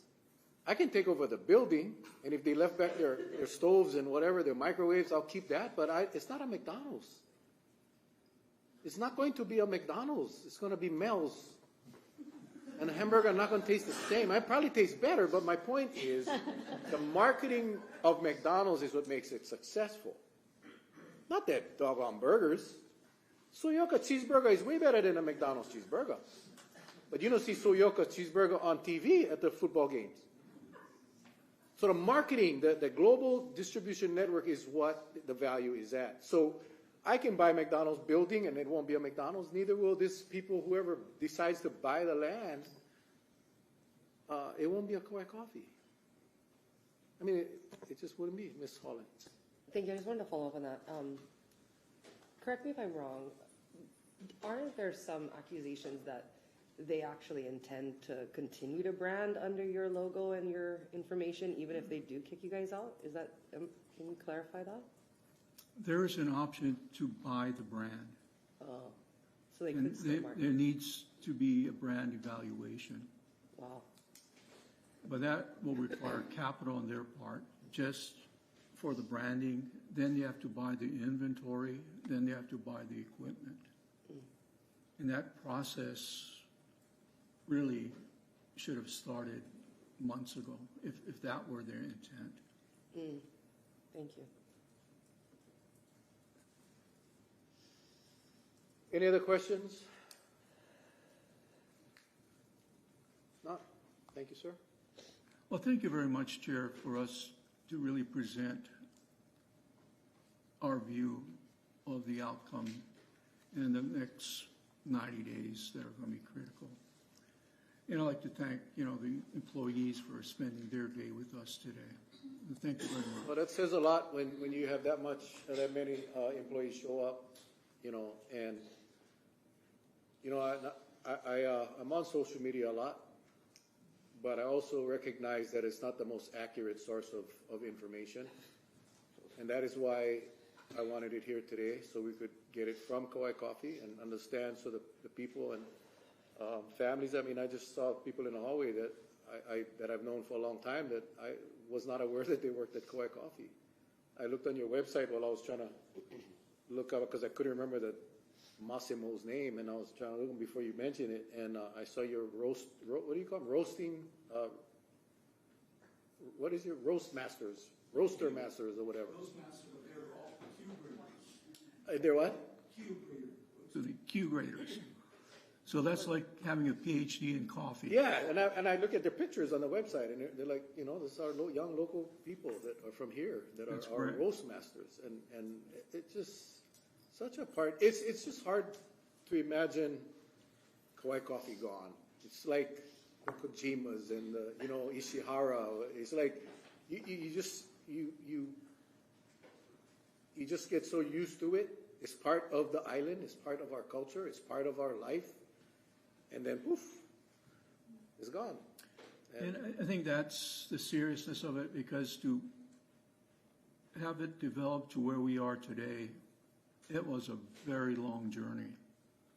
And again, with all the key elements that needed to be put together, and to have it dissolve artificially, I think that is the issue and the seriousness of it. All right, thank you, Chair. Thank you. Thank you for your questions. Anyone in the audience wishing to testify? No?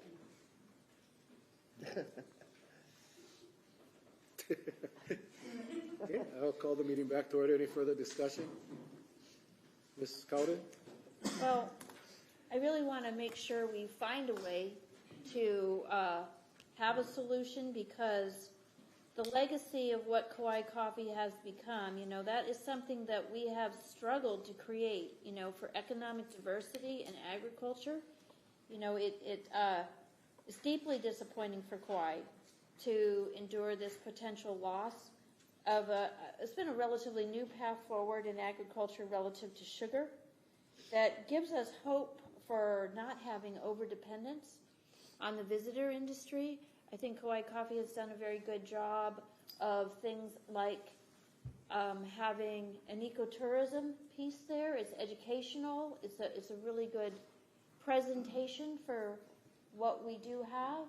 I also appreciate the many different efforts, like working with Kauai Community Correctional Center to be offering new potential for people who maybe made mistakes and have been incarcerated. There's many different ways where Kauai Coffee has been a really good community partner. And I don't see benefit for our island, especially, I don't mean to overemphasize the legacy of the water distribution system, the canals and the reservoirs. We need to really keep that going. The island could change in so many different ways. The world economy could change in so many different ways. And having that knowledge that's really important about how to manage the land, how to manage the water, is essential. And then another thing that we look at since the loss of different agricultural products is the fire hazard that comes with unmanaged land. And so we look hard to find agricultural tenants on the land, if they don't own the land, to be there, so it keeps us all safe in many ways. And so I just wanted to thank everybody in this room who does the jobs that you do, and to recognize the contribution that you make to the island as a whole. And I hope very much that we can find a way. I'm hoping that BBCP is listening, and that somehow they're just playing a hard game of cards, because I can't imagine, if they're really wanting to take over the coffee business, that they aren't more deeply engaged in making sure they understand the water systems and make sure that they understand how to hang on to the team that's creating this fine product. So, I haven't tried to step out of line and insert myself in this. I won't do that without an invitation to do such, and I don't know what I can create, but I will try my hardest. And sometimes I'm pretty surprised that I'm able to sometimes shove something some way, but I want you to know I'm right there with you. I just need to say, hey, do whatever you can or whatever, we can talk about that, but I'd like to see our government do our very best to keep you guys solid, because we have your back. I want to have your back, and we need you, and we appreciate you, and thank you all for what you have done to create a product that is really outstanding and across the nation, and I guess in the world, but so thank you. Thank you. Anyone else? Mr. Kanashiro? Ooh. I have a lot to say, but it'll probably be jumbled, so I'll try to keep it shorter. And, I don't need to hear people come and testify. I know exactly where they all stand already, and I appreciate them coming out and taking time to be here. Kauai Coffee is exactly what I ran my campaign on, pretty much. I said I'm pro-business, I'm pro-ag, and that's exactly what they do. More recently, people have been asking, how do we keep ag sustainable? And my answer has always been, well, we got to expand. We got to sell our ag outside of Kauai. During COVID, we realized Kauai cannot support itself. We got to reach outside, reach, outer islands, reach the nation, reach the world. And Kauai Coffee does just that. They market outside of Kauai. They do a good job. And so, they have all the pluses that, I ran on. They provide a great economic impact to the island. They provide jobs. They're taking care of a large area of land, ag land, which I think is precious to us and we don't want to see developed. They provide a visitor attraction. And so, for me, I don't know what the solution is. I would love to see Kauai Coffee stay there.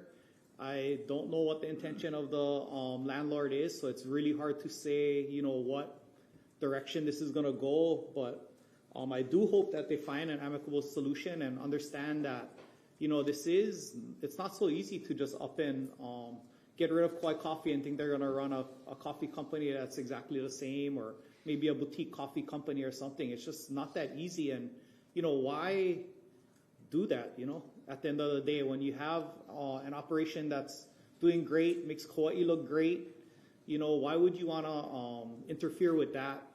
I bring Kauai Coffee. I have a friend in Las Vegas, council member in Las Vegas. Anytime we go to NACO, he always asks for Kauai Coffee, so I'm always bringing him Kauai Coffee. We have a upcoming NACO event in February. It was kind of sad. I told him I better start stockpiling because I don't know what's going to happen, And, anytime me and Senator Drew Kanuha are in the mainland and riding the same taxi, we're always fighting over who has better coffee, Big Island or Kauai. And, of course, I'm always saying Kauai has better coffee. We have our own coffee brand. We're the largest coffee plantation in the U.S., And so it is a legacy, and it is something to be proud of, and I want to see it continue. So, anything I can do to help support you guys, I'm all there. I will say, for landowners that have operations like yours, future development, other things they're trying to do, it is dependent on how they treat their tenants, what they're doing with their land. And, I'm just putting it out there. It does affect, and it will affect, what they do in the future and how they're going to be treated in the future, You encourage a good company like Kauai Coffee, it's a lot easier for people to approve things. You kick them out, create disruption, it's going to be a lot harder to approve things. And I don't know, that's just what I have to say. It's pretty sad to hear. It's been sad. I have a lot of, close friends that work there. And it's, definitely, you look at our audit, they talk about agriculture, Kauai Coffee is in there, as one of the bright shining stars for agriculture on Kauai. So, I just really hope for some type of amicable solution, or, I wish they came with a plan that said, we're going to make it better, we're going to help provide more resources, we're going to make Kauai Coffee even bigger. but I just don't see that, so it's pretty disheartening. And I guess that's my comments. Thank you, Mr. Bulasan. Yeah, I want to echo everything that Councilmember Kaneshiro shared, especially, when I first thought about running, the particular reason was businesses and local people. Like, it's hard to look into the crowd and not want to be super mad and cry. To think about what's happening to our community and a product that has been a staple to generations of people who've experienced coffee. Funny story. I never drank coffee until 2 years ago, so I never understood why coffee was important, but now I know. Having a 21-month-old, I take a quad shot of espresso every day now, and I get it. I'm like, get coffee to everybody, especially parents. I don't know how you function or even be a nice person until you have coffee. And so, like, in reality, like, if what happens to Quiet Coffee is, like, our mental health is going to go really bad around the world, because if you think about the experiences that people get, right, like, I literally just went to the gift shop yesterday, or what is today, Monday, and you just see the people coming out of there super happy, super stoked, and I had my latte, and that changed my life for the next 3 hours, because then for my wife and my son, I'm not a grumpy old guy. I'm not even that old. And so it is like the earlier conversations, again, thank you to Chair for putting this briefing and for Wayne for sharing us the actual details and everyone for being here. Just like the earlier conversations that we're having, like, hey, we gotta stand up, man. Like, this makes no sense. It just feels like we're starting this year with just a bunch of attacks on our people, our land, and it's like, I just want to stand up and not feel this way. Can we just be in this space? Just make a living and do good things, save lives, saves people's mental health, and just be us, and that's what I hope as we deliberate and have these conversations, as everything that is going on in the back end and the front end. I just want everyone to know that in this corner, Quiet Coffee, everyone related, and all the organizations and the impact that you guys do, I am right there with you guys. And any leverage that I can do to help make sure that we continue what you guys are doing, because you're doing exactly what our community needs. Your business is exactly what we need right now to be successful and continue to make the impact. And so it makes absolutely no sense why we're in this situation with you guys. And I just hope, as we always hope, right? People do good, businesses do good, organizations can change their minds, and I hope minds get changed. I hope perspectives get incorporated, and that we keep going on a better path. And so, thank you again, Chair, for putting this on the briefing, and thank you guys all for being here. Thank you. Ms. Holland. Thank you, Chair. This is another pretty upsetting topic. I also echo a lot of what Councilmember Kaneshiro said. We do need more type of this agriculture. I want to commend also, how much improvement in land management and the incredible benefits that you guys have taken up over the last 10 years. 2491 was brought up, and you guys were caught up in that, actually unintentionally. But the immediate response to doing better and to transitioning into so many changes that were made to move away from restricted use pesticides and to do what you guys could do was really just an incredible showing of how much you are embedded in this community. And I've been so thankful and so encouraged by that transition and the many other agricultural efforts that we need to see like these to expand. You know, we talk so much about moving away from our dependency of tourism. We went through this whole thing. We have goals to double agriculture, double food security, but instead we see attacks like this on such an important agricultural operation that we have. And at this time, too, when so many families are struggling, costs of food have gone up an average of 30%. Most of us have had our rents or, you know, housing costs doubled. And the West Side is already, you know, we're still coming off the back of a pretty quick transition out of plantation in the scale of 150 years of history. And so this is a really upsetting that they would come in and do this. It just seems like another disrespectful move to our community and to the 141 workers that whose jobs are at risk right now. I empathize, and I'm just really upset that this situation has been brought forward. You know, I grew up Kapahi, so I didn't spend much time West Side outside of you know, my late boyfriend's history growing up in Camp 6. And you know, I didn't really have a great appreciation, I think, for how incredible that coffee operation was until I got, you know, a monitoring position during Lima Ola and the expansion of Lima Ola, where I actually spent a year literally parked in between the rows of your coffee. And I have some incredible pictures too of just, you know, all the flowers and just seeing, you know, those giant, tall, harvesting, shaky things that go through the aisles.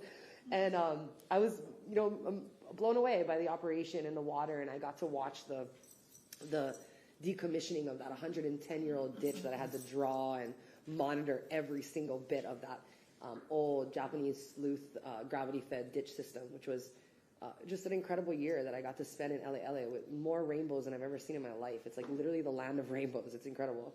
And, you know, I just really hope that, like what Councilmember Cowden said, if these people are listening, they will reconsider, because they are damaging relationships, not just with you guys and the workers, but with all of us that feel this hit to our community.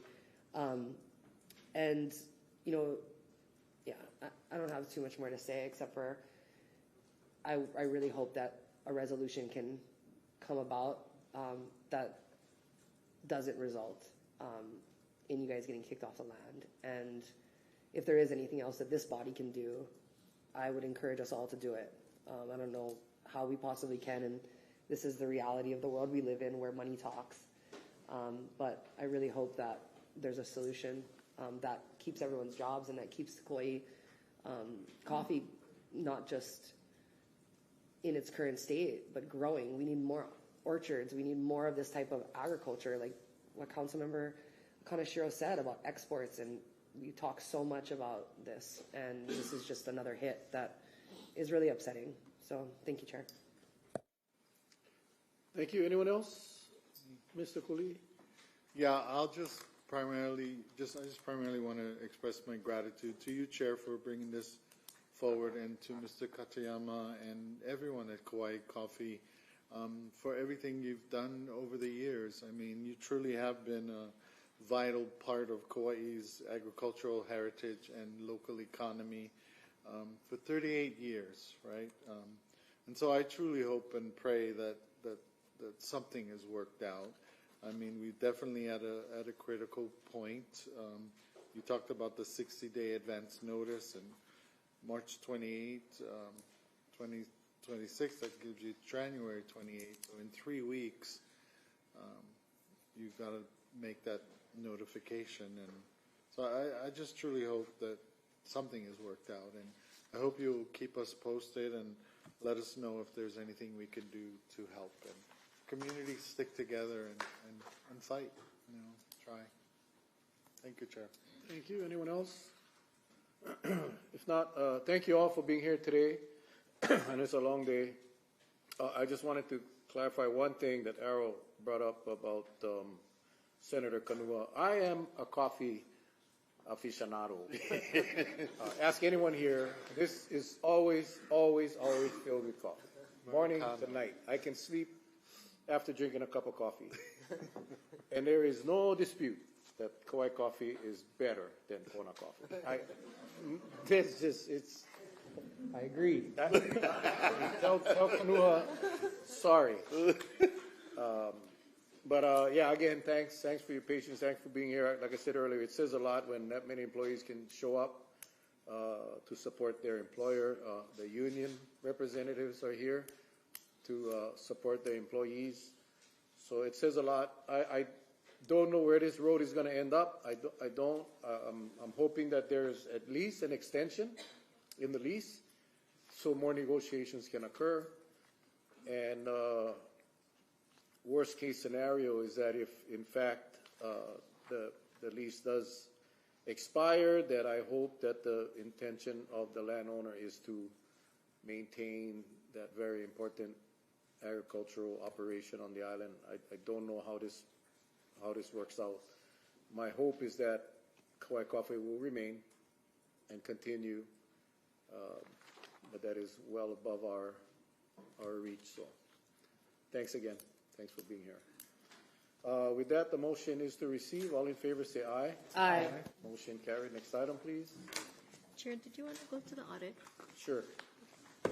On page 2C 2026-03, communication from Council Chair Raposo requesting the presence of the Managing Director, Director of Finance, and representatives from NNK CPAs Incorporated to discuss the annual comprehensive financial report, single audit reports, and management advisory report for the fiscal year ended June 30th, 2024. Move to approve. Hang on. Before we take the motion, it is my intention for a few reasons, but I am going to ask this council to refer this to the committee next week, to the finance committee next week, because I think we all got to see the audit. We all got the audit, and we did meet with the administration. But today we're going to hear from the auditors themselves. And I want to have an opportunity to digest what we hear today and what we share, or what the auditors share with us today, and have some time to formulate some questions for the administration rather than drop it like bombs today and force them to be answering questions that they may not be prepared to answer. So ultimately, that is what I would like. It's obviously going to be up to all of you, but I'm not saying that we're not going to have the discussion. I want to hear from the auditors. I want to hear from the administration, and definitely have some Q&A and discussion. But ultimately, and even more so, Mr. Carvalho is not here, to have this on the committee agenda where we can expand the questions to more and not put anybody on the spot today. So Move to receive. no, not move to receive. We're gonna move to refer to the committee. Refer later, or? Yeah, why don't you go ahead and make that motion? Move to refer to the committee. I have a procedure question. Go ahead. Second. There was so much noise in the room, I couldn't hear the agenda item that she was reading. It was the audit. But so that is agenda item 03. 03, 2026 03. and then, so they're here in the room, so we're still gonna hear them today. Yeah, so we're gonna hear from the auditors, we're gonna hear from the administration. I just wanna give us an opportunity to expand the discussion after, and I'm just asking your. I'm good with that, but so when we move to defer. We're not moving to defer. Refer. Okay, refer, okay. I was confused too. Yeah, not defer. We're gonna refer it to the committee, so it'll show up next week. Do we refer it now, or do we refer it like after all the I think we can refer discussion? it now. Yeah, we can refer it now, because we can do the motion to refer. But just for clarity, we're gonna hear it today. Yeah, we're gonna treat it as a normal item. I just wanna reserve that opportunity because based on what I've read, and what I expect to hear from the auditors, I will have many more questions, but I want to give the administration an opportunity to get those questions in advance so they can be prepared to respond. So with that, we will suspend the rules and have the auditors and Ms. Reiko.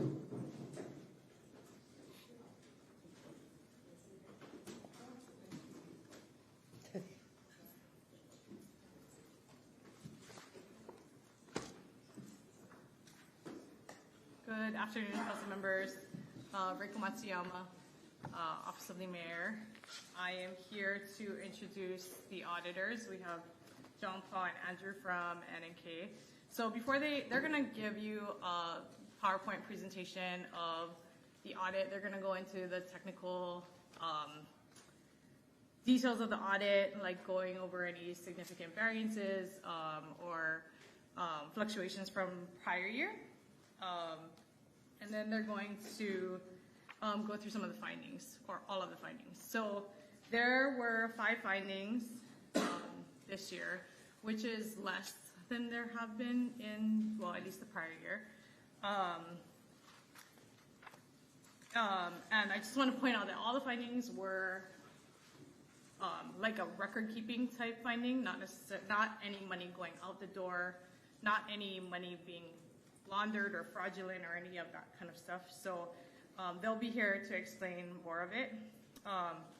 Obviously, we try to avoid findings, but really the findings are what make us better. They're ways for us to improve. So we thank the auditors for being here and being able to uncover some of the things that we have did incorrectly in the past or overlooked in the past, and so that's what they're here for. This is the only audit that we have on the county that is a recurring audit. You know, we welcome other type of operational audits or anything else that we can dive deeper into some of our other divisions. This audit is done every year, and unfortunately, it's kind of like a continuous audit. It has been over the last couple of years, and we'll get into a little bit more of that. But you know, these findings will help us even turn things around and making sure that we do things better, and find where areas of improvement are needed. We do have some recurring findings, meaning that there were findings in fiscal year 23, and there are again findings in fiscal year 24. Those clearly are unwelcome because it shows that we did not improve. We did not make the necessary adjustments from year to year. I will say that for this audit, though, it leads us into the bigger question of why this is so delinquent. And as we talk about the audit, that is hands down the biggest problem of the audit, is that we're so behind schedule. And I fully recognize that being so untimely makes the information that is presented to you basically irrelevant, right? Because we are like 18 months past what the information that you're looking at now. And I fully acknowledge that, and I take full responsibility for that. So as we sit here today, Malia and Chelsea are basically cleaning up the mess that I made, that I created when I was there as the finance director. And so I will take full responsibility. So as we go through this, I know you will have questions about why we are so far delayed. And I will also say that it's not going to be corrected in the immediate future. So I will fall on the sword for that too. It's not something that we can immediately fix. Malia and Chelsea are doing the best that they can with what they have, and obviously with the help of the auditors. So I just want to be fully transparent that yes, we are late. We have been late for fiscal 23. We are late again for fiscal 24, and we will be late again for fiscal 25. We will try to chip away at those delinquencies to try and get us more caught up. The delays also have an impact on the auditor's schedule, and so we realize that ideally we're timely with this, and that's all of our goals. And operationally, also for Malia and her shop, is that when we can finish this timely, she has more time to work on her staff, do training for her staff, find other operational issues or, improvements that they can do on a day-to-day basis with the regular operations, not involved in the act for 12 months of the year. And it does prove a lot of burnout for them too. So as we go through this, we recognize that we're late. We know that there are going to be questions on it. I will be here to answer any of those questions on why we're late. But I just want to make sure that you folks know that is by far the biggest issue with this audit. And so with that.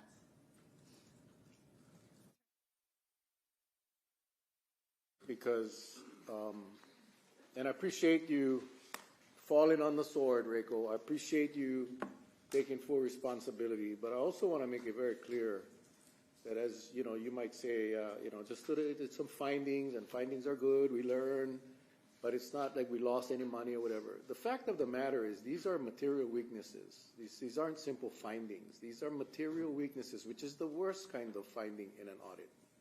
And these happen every year. So we'll have some discussion afterwards, but I want to set this up front before we hear from the auditors that this isn't simply findings that make us better. And I'm going to be honest with you, Reiko, we were late last year, we're going to be late this year, and we're going to be late next year. It's not acceptable. So you need to tell us what we can do to make it work. Is it staffing? Is what? That is just not an answer that I can accept. Oh, we're going to be late again next year. Because then it just exponentially compounds and gets worse. So until, you will have some time, we'll go through all this presentation and stuff, but this administration needs to start thinking, what can this council do to help you guys in this upcoming budget to make this work? So that it does be on time. Do we need to bring in a firm? Do we need to contract a firm to come in to put everything in order? I mean, this is not acceptable. Yeah, but we're going to be late again next year. So we did bring a firm in, and we've had a firm working with us for the last two actors, and that was what we tried to do to bridge that gap. It wasn't as effective as we had hoped it would be in dumping more of the workload onto them. So it could be we weren't balancing correctly, but really there's really nothing, like we can't add positions. We could add positions to Malia's staff, but if we hire just accountant trainees and accountant ones, that's not going to help her. Really, we need to attract the higher level accountants to figure out the complicated GASB, GFOA recommendations, all of those things that go into this. It's not lower, and that was our problem. And when we lost 5 of the 8 accounting staff, we lost accountant 3s and above. And we hired them, we replaced them with accountant trainees and accountant 1s. So and we tried. It wasn't for lack of trying. We went out on the whole range. We tried to recruit the higher level accountants, and they just weren't in the pool of candidates. So Malia's done her best. Thank God we got her. And she has somebody that's helping her now, which will help us catch up. So I don't think it necessarily exaggerates the problem if we're cutting down the length of time that we are delayed. Like, yeah, because right now we should really be presenting fiscal 20. We're 1 year behind. We're 1 year behind. Yeah. So while you may say it's irrelevant, technically it is. It's relevant in the sense that we got some internal issues that we got to fix. Yeah. That's what this audit is telling me, and we haven't been able to do it. That's I think where I have a serious concern.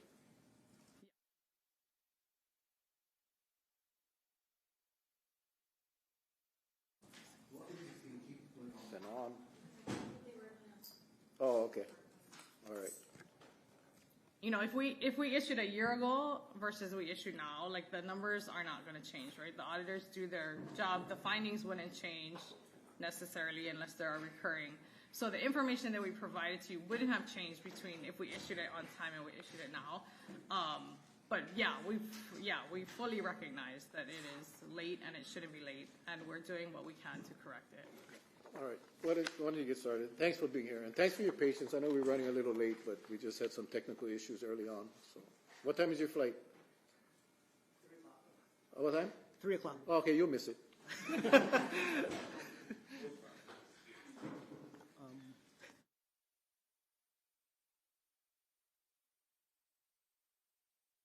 If you could just start by saying your name for our captioner, and then we can proceed. So my name is John Bautista. I'm the Audit Engagement Principal. And then to my right is Andrew Ho, the Audit Senior Manager for the engagement as well. And today we're presenting, as Reiko said, June 30, 2024. So we issued 3 different reports for the county, starting with the Annual Comprehensive Financial Report. Everyone should have this large book.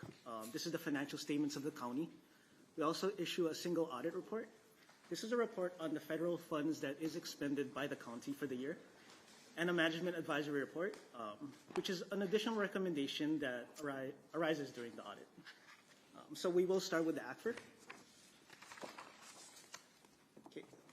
So going on to the different sections, starting with page 1, that is an introductory section, which includes a transmittal from the Department of Finance and then also a management's discussion and analysis for the results for that current fiscal year. Flipping to page 14, that is actually our independent auditor's report. In the second paragraph, we do state that we issued an unmodified opinion and that the ACFR is presented fairly, which is also known as a clean opinion under GAS and government auditing standards. We also then go over our basis for opinion that clarifies our responsibilities as your auditors for the audit, which is further detailed on page 15. And that's under the second bold header for that page. So for our audit, we obtain reasonable assurance on whether the ACFR is free from material misstatements. We also spell out exactly what constitutes performing an audit under the standards of GAS and GAAP. And it actually clarifies what procedures that we did perform, including understanding county's internal control and performing audit procedures related to our risk assessments. If you flip to page 17, we also mentioned that we issue another report under government auditing standards that we will discuss on a later slide. So after this report, this ACFR then goes to your government-wide statements, individual fund financial statements, notes to the financial statements, other required supplementary information, and finally your unaudited statistical sections.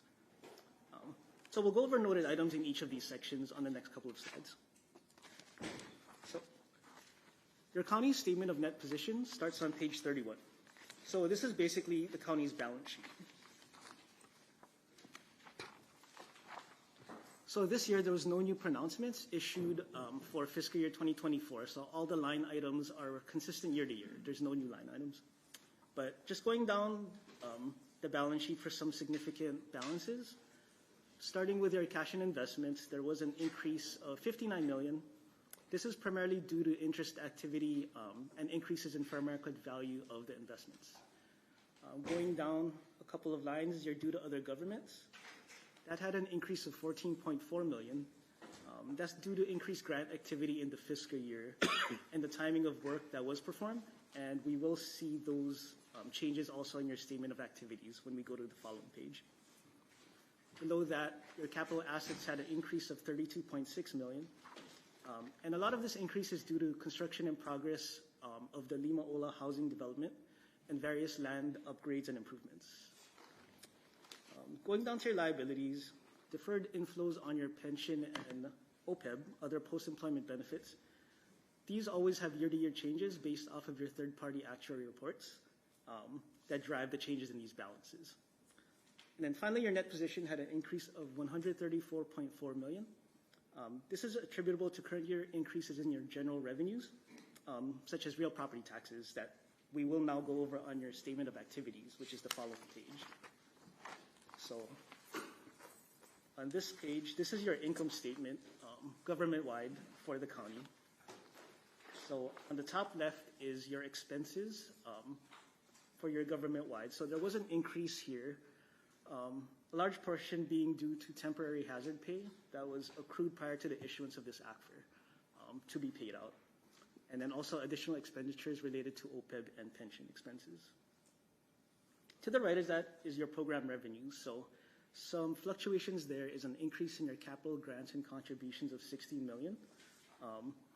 And this is again related to housing and urban development and then state transportation construction work, such as for road improvements. So this was shown as increases in your capital assets on your statement of net position. Below that is your general revenue. So this is all of your taxes. And so property taxes had an increase due to new construction on the island and a slight increase in the taxable properties.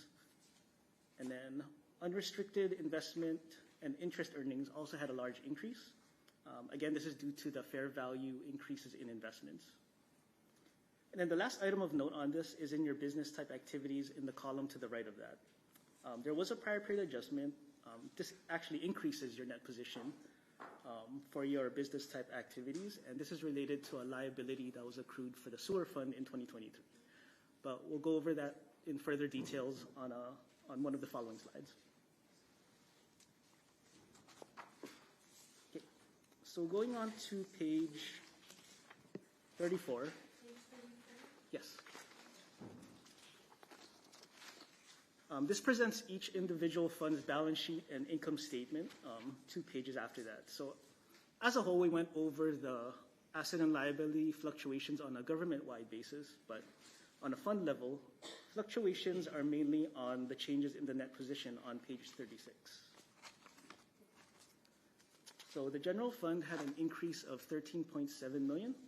So again, this was due to tax revenue of 28.4 of an increase that was mentioned from the statement of activities. And again, an increase in your expenditures of 23.6 because of $10 million in the temporary hazard pay. A lot of it went into the general fund. And then on the bottom of your general fund column, we do have a prior period adjustment. This is related to investments that were accounted for in the general fund, but it should have been accounted for in the solid waste disposal fund. So you'll see that exact same prior period adjustment. It's just flipping it from the two funds. And then on the solid waste disposal fund, there was a $6.6 million increase. This was related to fair market values of investments that are being held in that fund. Then all the way to the right, your general CIP fund had an increase of 19.6 million. And this is related to timing of projects and when the work was performed, offset by transfers into that fund to help fund these projects. Okay, so that was your fund financial statements. Your disclosure notes to these financial statements starts on page 51, but I'll skip ahead to the more substantial liabilities starting on page 92. 92. Yeah.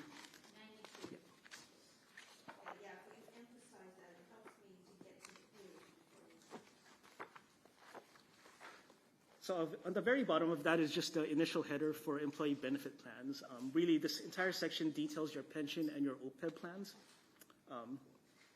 So there was no major changes in the estimates or year-to-year in the measurement of both liabilities. So again, overall changes in your liability, deferred outflows and inflows were due to changes in your net investments or net investment income, benefits paid, and other factors. And again, this information that Kauai picks up comes from third-party actuarial reports. Another substantial liability that the county has starts on page 109. This is the county's landfill liability. So it's closure and post-closure care. The current year increase here is due to a change of some of the inputs in the calculation of the estimate. So there was a slight change in the amount of additional years for Kekaha 1 and Halihaka for remaining post-closure care and monitoring costs.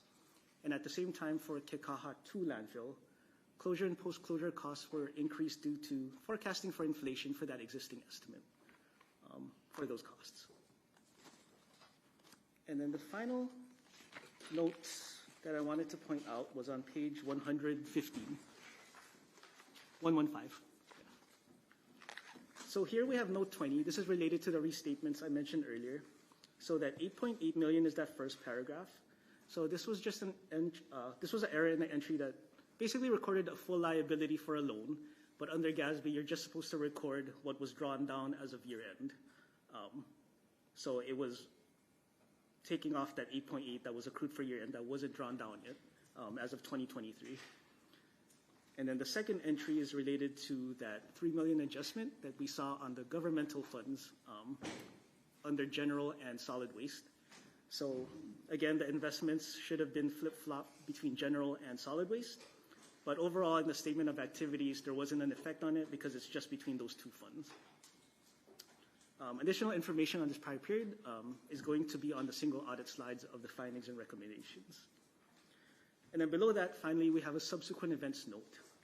So we just want to mention that there was a significant transaction subsequent to 2024, but that information was obtained prior to the issuance of 2024. So it's required that for users of financial statements that you would disclose certain significant transactions, and this just notes that the county issued additional bonds after year end as an advance refunding for 2010 A bonds.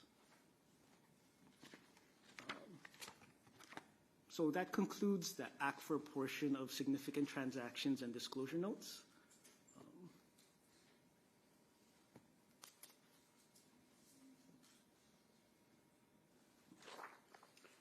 Any questions on that section? Can you go over the landfill closure again? Yes. Page 109.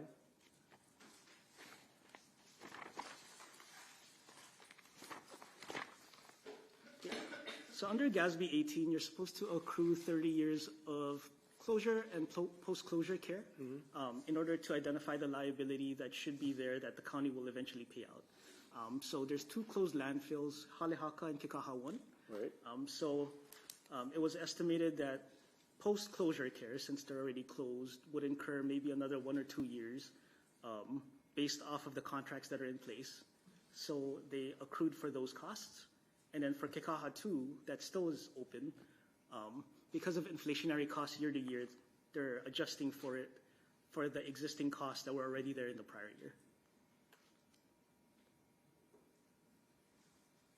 Okay. All right. Any other questions for the ACFR part of it? Okay. All right. Okay. And with that, I'll hand it off to Andrew to start with the single audit. Okay, so I'm going to go over the two other handouts that John had mentioned. First off, we have the single audit report. So this is the slightly less thick bundle than the ACFR. So first, if you turn to page 6, the first report is a report on internal control over financial reporting and compliance and other matters. One major highlight to note is that this report mentions the 4 findings that we determined to be material weaknesses. If you flip to page 9, you're going to come across the second report, which is in regards to the county's use of federal funds under the uniform guidance. So pages 9 to 12, this is a report on compliance of each major federal program, internal control over compliance specifically, and reporting on the schedule of expenditures of federal awards. On page 9 specifically, there's a clean opinion on compliance. From there, in this report, if you flip to page 11, we have this notes that we did not identify any material weaknesses nor significant deficiencies in internal control specifically over compliance. And finally, page 12 mentions the schedule of expenditures of federal awards is fairly stated. From there, flipping to pages 13 through 19, this breaks down all of the federal programs with a specific breakdown of federal expenditures for the fiscal year. One highlight to mention is that there was an increase to $54.5 million from $40 million from the previous year, and this is largely due to housing and transportation programs. The last thing before I flip to page 22, which is a summary of auditor results, is going to be that this year we had 8 major programs, major federal programs that we had to audit. And a lot, some of that has to do with required programs that need to be audited up per the feds. Some of it has to do with the volume of dollars, right, that were spent during this fiscal period. Yep. Okay. If you flip to page 22, so this is basically a high-level summary. So John had already mentioned the financial statements, unmodified opinion. We're going to go more into depth with the findings. It mentions the federal awards, the unmodified opinion, no findings. There's a specific listing there of all 8 major federal programs that we did have to audit. And then the last thing of note is, due to the county not qualifying as a low-risk auditee in this current fiscal period that we audited, that was due to prior year material weakness findings.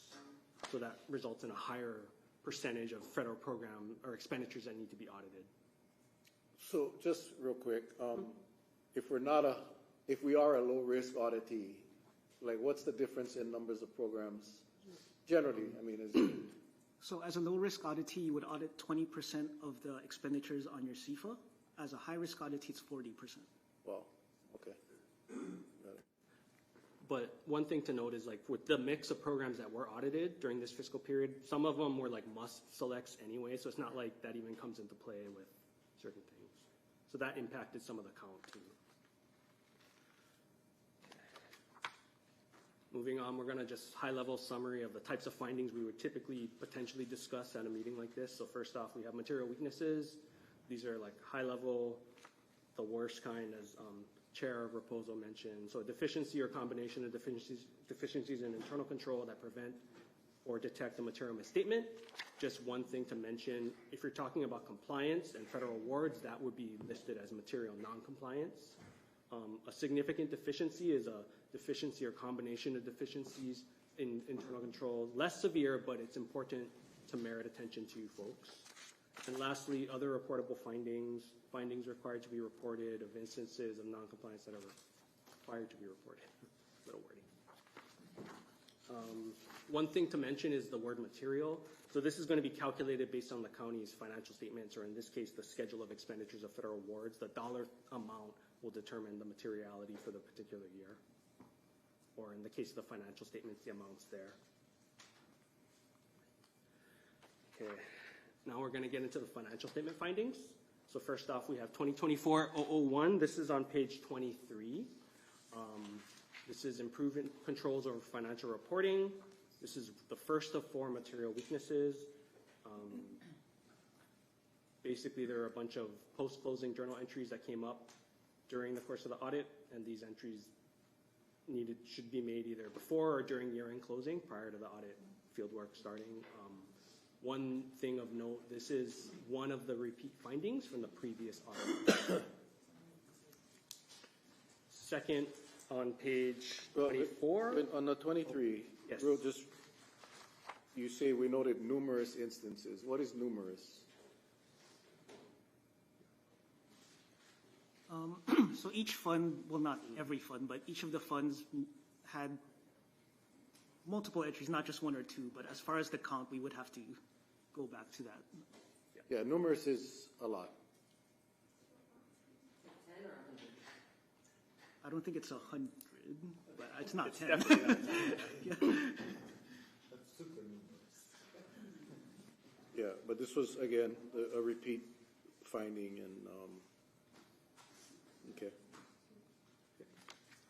Yeah, page. All right, and this says if you could just, I know you get, in your report you say what the effect is, but I mean, I know like Reiko mentioned, it's kind of more ministerial or paper, recording, and not, I want to make sure that there is no potential for missing money or misallocation or misappropriation of funds. No, we didn't detect that kind of finding. It's more about just record keeping and tying to statements. Yeah, I know you didn't detect it. It's not like you were looking for fraud. What I'm asking is that, does this finding tell me that there is no misappropriation or So the objective of the audit is not to find fraud? Correct. This does not tell you otherwise, I guess. Right. Okay. Okay, next. Page 24 and 25 covers finding 2024-002, reconciliation of investment balances. This is a material weakness number 2 of 4. So this is a 2-part finding. So first off, I guess during the initial piece of the audit, or at the start of the audit and throughout, county's investments were not recorded at fair value as of June 30, 2024, as stated in the third-party custodian statements. And the second piece, which John had mentioned earlier, was there was a prior period adjustment that needed to occur between the general fund and the solid waste fund due to accounting for an investment account in the wrong fund.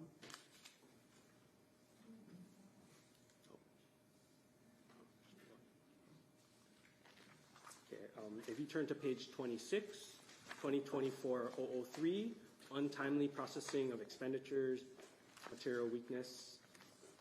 This is a new finding.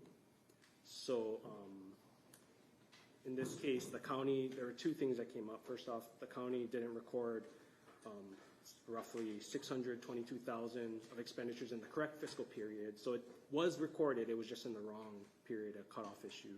And then secondly, there was approximately $1.9 million of expenditures that weren't initially tagged for capitalization and initially recorded as capital outlay expenditure versus being designated to book as an asset. And I misspoke earlier. We actually have 3 repeat findings and 4 material weaknesses, so I miscounted that.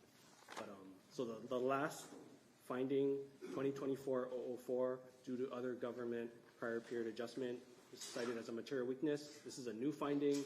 This, John had mentioned earlier, was specifically related to the sewer fund, and the county at the time had overstated the government liabilities by approximately $8.8 million based on accruing a full loan balance rather than what had been drawn down in terms of draws from the grantor as of the fiscal year end. Keeping in mind, this came up through a reconciliation provided by the county during the audit, and some of the information that came up in current year activity caused the staff to ask some additional questions, which resulted in this finding.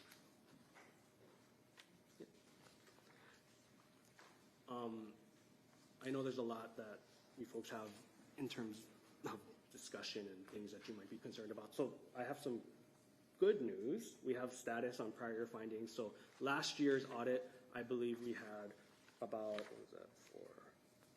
We had 5 material weaknesses, 2 significant deficiencies for a total of 7 reported findings in last year's single audit report. While 2020, and this is on page 35, you'll see the status report in the report. But finding 2023-001 is a repeat finding that came up again as 2024-001. And then you have the investment balance finding last year for 2023-002, which came up this year as 2024-002. The good news is the other findings, so we have a finding related to reconciliation of interfund balances, 2023-003 material weakness was accomplished, and we didn't come across issues this year for that. If you flip to the next slide, 2023-004, there was an issue regarding controls over accounting for capital assets regarding accounting for land purchase. We didn't come across issues for that in this current fiscal year audit. That was accomplished. Finding 2023-005, landfill post-closure costs, prior period adjustment, material weakness. We didn't come across issues regarding that. I think there was an erroneous accrual in the prior year's audit, so that's no issues accomplished there. Finding 2023-006, completeness of transient accommodation tax revenues, was a significant deficiency. We didn't note of any issues regarding that in the fiscal year 24 audit. And lastly, 2023-007, reconciliation of loss reserve data prior to submission to third-party actuary, was a significant deficiency during the prior year's audit. We went through, looked, and discussed with management and looked at what they had done, and we think that's accomplished as well. So 7 findings from last year's audit, 2 repeats, down to 4 in the report.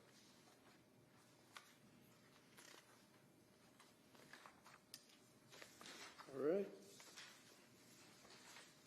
Okay. The last report we're going to cover today is the Management Advisory Report. So this is a smaller pile. On page 3, we discuss using this as an opportunity to strengthen internal controls and operating efficiencies. On page 4, we have finding 2024-001, compile compensated absence records accurately. This is a repeat finding. During our audit, we noted 5 instances where an employee's total vacation or sick leave hours recorded in a workday didn't agree to the department accrual report, which is used for the ACFR. I got one question. What is I understand what workday is. What is the department accrual report? Is that a paper? That's individual. So I believe what happens is each department will submit their breakdown of the employee's vacation hours and sick, and that correlates to the actual liability that's booked in the ACFR. So they take all of this information from each department to calculate the amount that's booked as a liability on the financial statements. And I would assume, though, and maybe we can ask the administration later, I would assume that wouldn't the department accrual report come from Workday? It starts with Workday, but based on the based on the previous setup, there's a bunch of different reports, so it's not like you can just pull it and set it and forget it. I believe there's a manual process involved to get it from point A to point B. It's not simple as just pulling a report. At least it wasn't at that point in time. And due to that, there was some human error involved, and that resulted in some of the findings that came up. Okay, well, we'll wait for the admin to come up. Okay. Okay, next, I guess. Anybody else got a question on that? That one's a burn for me, but. And then last item, page 10 of the report, just a status update. So 2023-001, obviously, as you folks know, this is a repeat finding, so we just want to mention that.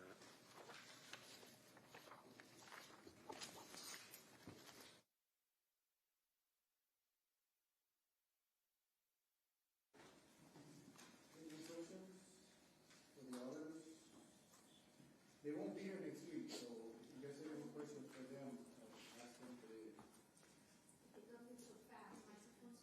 They're so fast, it's kind of challenging to keep Yeah, up. but it's not I'm the just same as last flipping year, the so pages. it's almost like hearing it again.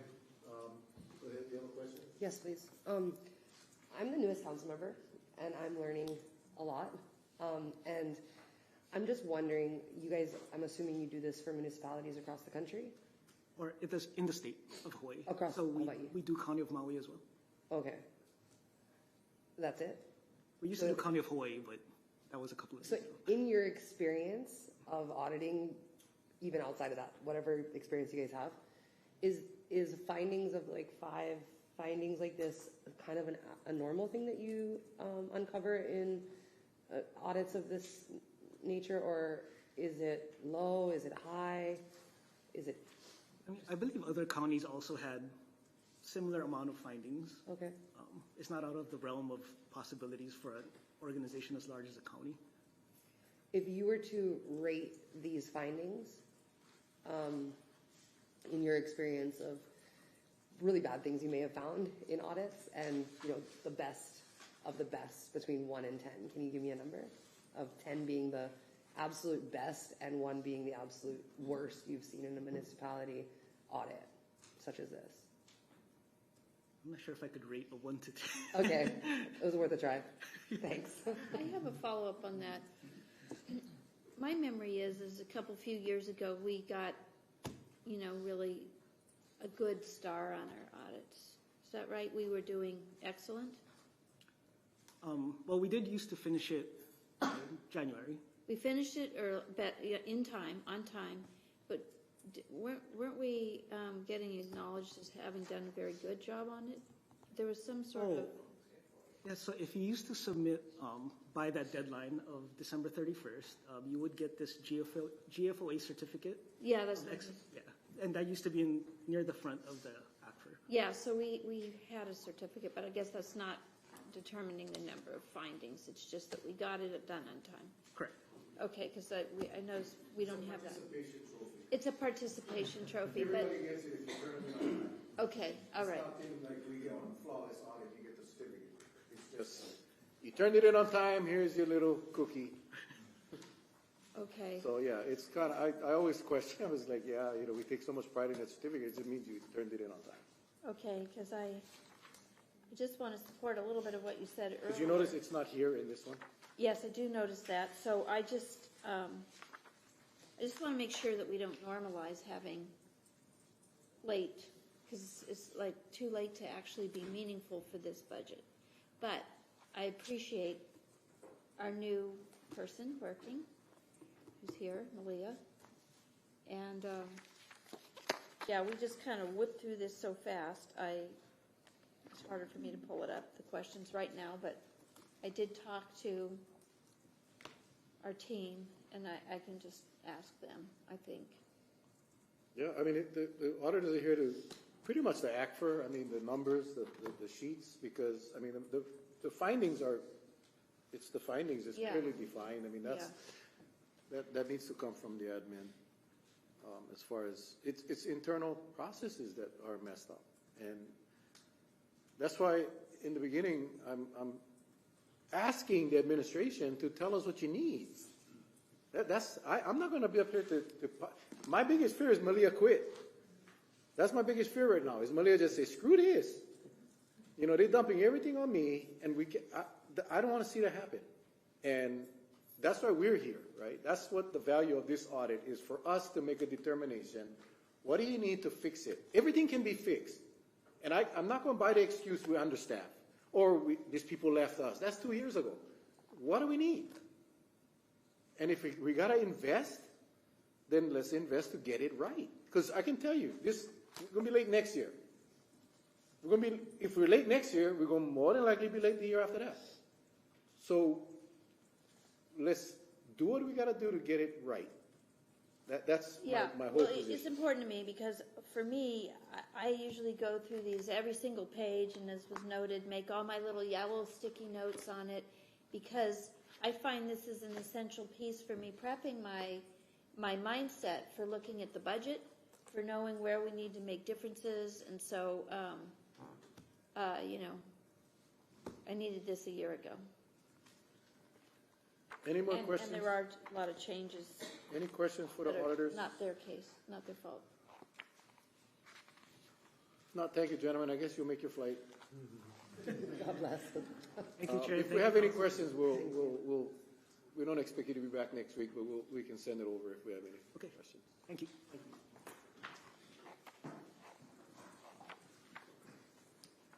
Okay, again, if you guys have any questions for the administration that they can answer today, again, I want to have a little more time to digest, but it's entirely up to you all.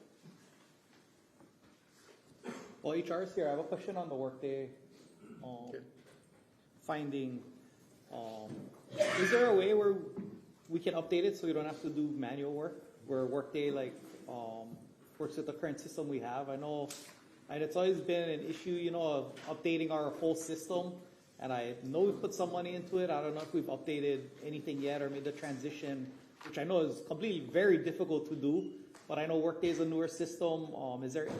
And ideally, we would not like to have to do certain things manually. But is there a way, or have we been able to fix it where we don't have to do something manually for it? Okay. Hi, my name is Hala'i Pula'au. This is my first time getting to talk with you folks, so thank you. Did they prepare you? I prepared myself. Okay. Yes, they did. Okay, so to answer Errol's question, it's been a continuous work in progress. I have been spending countless hours trying to find that push of the button report, and we magically have the beautiful thing with all the right numbers in it. The best that I can explain based on my knowledge of the Workday system is there's constant updates, right? Workday sends us annual things. We have this. So it's a matter of taking that knowledge and being like, okay, how can I use it? How can I make these reports to get you folks what you want to see, to make sure the end user is happy? So far in my research with this system it's a compilation of different reports that I have to physically take from this, put it in here, take from this one, put it in a spreadsheet, right? So that department liability report you asked the auditors about, that's my baby right now since fiscal year 24. Let me just ask a really stupid question. Right now, if I went to our fiscal person here, Cody, and said, hey, can you print out a list of everybody's vacation balances, she cannot do that on Workday? From my knowledge, she can do a record by each person, not all on one piece of paper. Okay. Yeah. So you have to go staff by staff, you're saying? For certain So information. Workday won't compile a list. So this is why I ask, and you folks were here last year. You weren't here, but you were here last year. Last year, we had the same finding. Yes. Last year, we were told that it's because we had half of the year, we had on Workday only half of the year. But next year, we're going to be fine because we're going to have a full year of Workday. Well, we had the full year of Workday, and this is still here. What I'm hearing is that with Workday, we don't have the ability to create overtime balance reports, even though Workday is what we're using. Wait, are we talking about overtime or accrual balances? I'm talking about so right now, as I understand it, if an employee wants to take vacation, it's done through Workday. Yes. It's electronic. Yes. And then the supervisor approves it, like I gotta approve everybody's thing here. Yes. Okay, so doesn't Workday have the capability to process or catalog that information so that if I want to run a report on everybody in my department, how many vacation hours they had, how many vacation hours they took, and what is their remainder? That's not available in Workday? It'll give us ones you can put, like, I want to know as of a certain date. That's what I pull for this fiscal year one. I want to know the end balances of a certain date for all these people in this department. Okay. I can do that. Okay. What it can't give me is how much did they earn over a fiscal year. So I have to pull another report and then add that to my one that I had over here to get all the information. And that's a manual process. So we're still like catching back with Workday, calling consultants, being like, hey, make this work for us.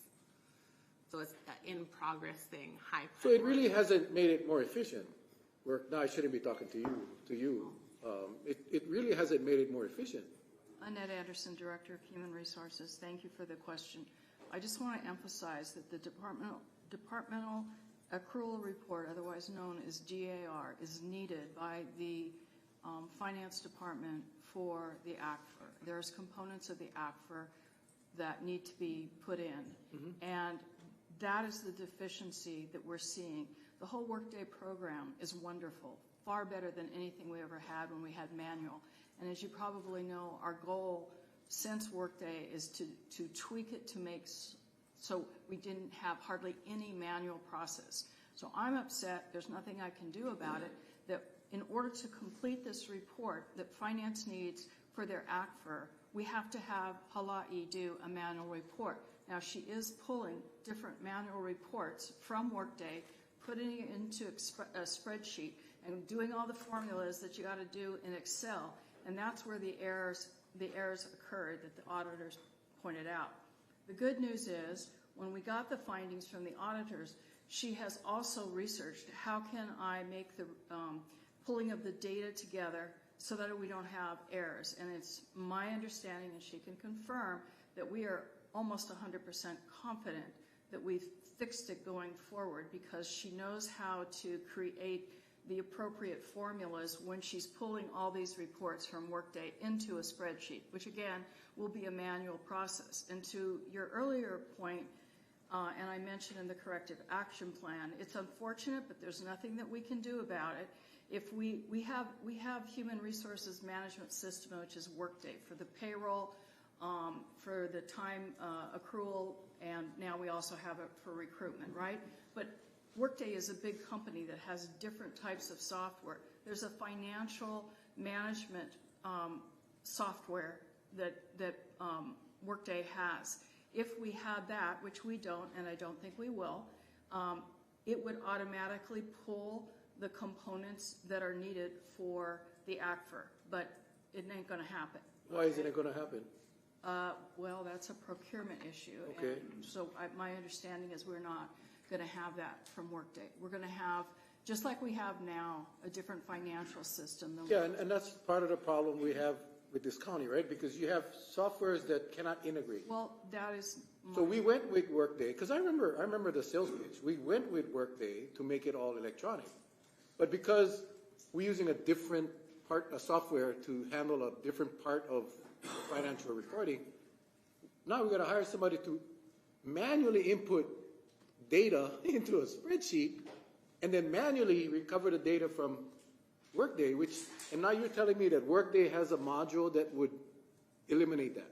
A financial system. I don't know if it's called a module, but well, whatever you want to call it. Whatever you want to. They have a. But, you know, it's a huge system. It's not just like let's pick up a little side thing. I mean, it's a huge investment for the county, right? So, and then another way, I guess it's been represented as, you know, HR needs HR software, human resource management system, right? So when we went through the procurement and had all the different vendors, right, we decided Workday was the best for HR needs, for payroll needs, right, for being able to do recruitment. So we got Workday. When you have a finance side of the house, looking for what all they do for the finance. And again, I don't want to get into any procurement issues, but my understanding is there are different vendors, sharing what their product could do and the cost of their product, right? And so it is what it is, that finance has a different system now, or will have a different system, or will have the same. I don't know how to characterize it, but my belief is it's not going to be Workday. And so yes, I'm frustrated, but like I said, I'm confident with working with Hawaii and also others in HR, Jill, our HR manager, and Brandon, who is the HRMS administrator, that we have done our very best to make sure that the way that she's going to compile it for the next fiscal year is not going to have the errors, because she's figured it out. And so it is what it is. And then the other thing too is, from the past, the departments prepared this report, accrual report, and she took over last year, and so now it's on payroll. But I can't promise you, that it's going to be perfect, but I feel good. And I'm upset about what I just said about the manual, but I feel good that we got it. All right. Anyone else? Mr. Connoisseur, was that what you got? You got your answer? Yeah, I mean, it's not possible to integrate the two systems, but they're trying to do their best on trying to do it manually, however they're doing it. So. Well, we got to figure out how to fix it. I mean, I guess that's where I'm at. When we look at a material weakness, well, this one isn't necessarily a material weakness, but when you get these repeat findings, we got to fix it. And if it's cost should not be the obstacle. I can only imagine how it is for you to be pulling all these numbers and then manually putting them in a spreadsheet, hoping that the number you got from your system is correct.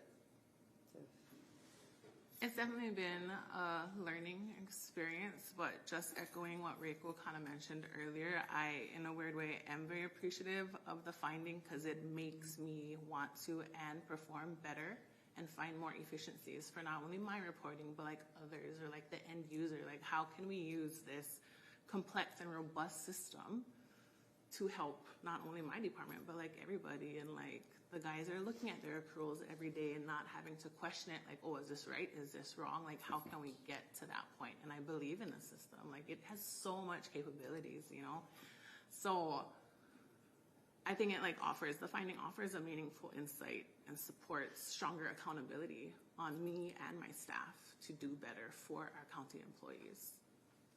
So I'm hopeful. One more thing, and Hawaii can speak to the details, but when we did get the findings of the 5 instances, she and her staff did go through the, one more thing, and Hawaii can speak to the details, but when we did get the findings of the 5 instances, she and her staff did go through. All right. So tools. So, okay. Thank you, guys.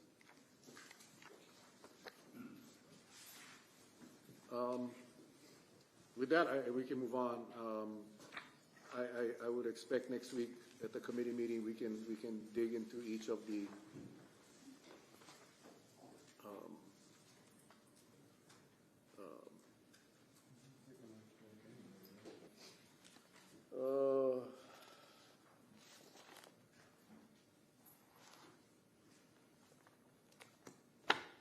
Let's just do it. I mean, I think we can wrap up this agenda by 1:30. Yes, sir. As I know this keeping staff a little long. You guys want to take a break? You guys okay? Can you do another 15 minutes? 20 minutes? Okay. All right. So we'll do that. We'll proceed. Then the motion is to refer. So we'll get it to the committee next week, and then formally. The only thing I ask is get your questions across the street as soon as possible so they can be prepared when they come back. Okay, with that, I'll call the meeting back to order. Any further discussion? Seeing none, all in favor say aye. Aye. Motion carried. Next item, please. Brings us back to page 2, C2026-02, communication from Assistant Chief of Police Darren Rose Police Operations Bureau requesting council approval of the indemnification clause contained in the Navigate 360 Master Service Agreement and its training terms and conditions, which continues to use the P3 Tips Crime Stoppers platform, enabling community members to anonymously report criminal activity and to indemnify the county against claims resulting from the company's gross negligence, willful misconduct, or intellectual property infringement. Move to approve. Second. Any discussion or public testimony? Seeing none, all in favor say aye. Aye. Motion carried. Next item, please. ES 2026-05, communication from the Executive on Aging requesting council approval to receive and expend federal funds for the first allotment in the amount of $9,516 for fiscal year 2026 and to indemnify the State Executive Office on Aging for the Nutrition Services Incentive Program provision of the congregate and home delivered meals. Move to approve. Second. Executive Office on Aging for the Nutrition Services Incentive Program provision of the congregate and home delivered meals. Move to approve. Second. Any discussion or public testimony? Seeing none, all in favor say aye. Aye. Motion carried. Next item, please. On page 3, C2026-06, communication from the Director of Planning requesting council approval to receive and expend federal and state funds for the Hawaii Coastal Zone Management Program in the amount of $200,000 and to indemnify the State of Hawaii in accordance with the State of Hawaii General Terms and Conditions for administering the program.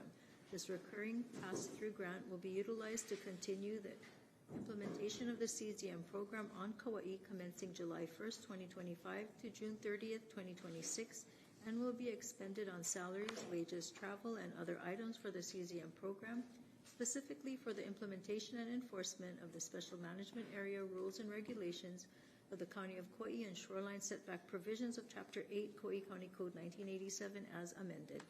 Move to approve. Second. I don't see planning here. Was there anybody had any questions on this?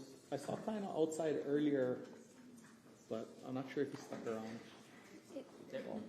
Hi, Kaina.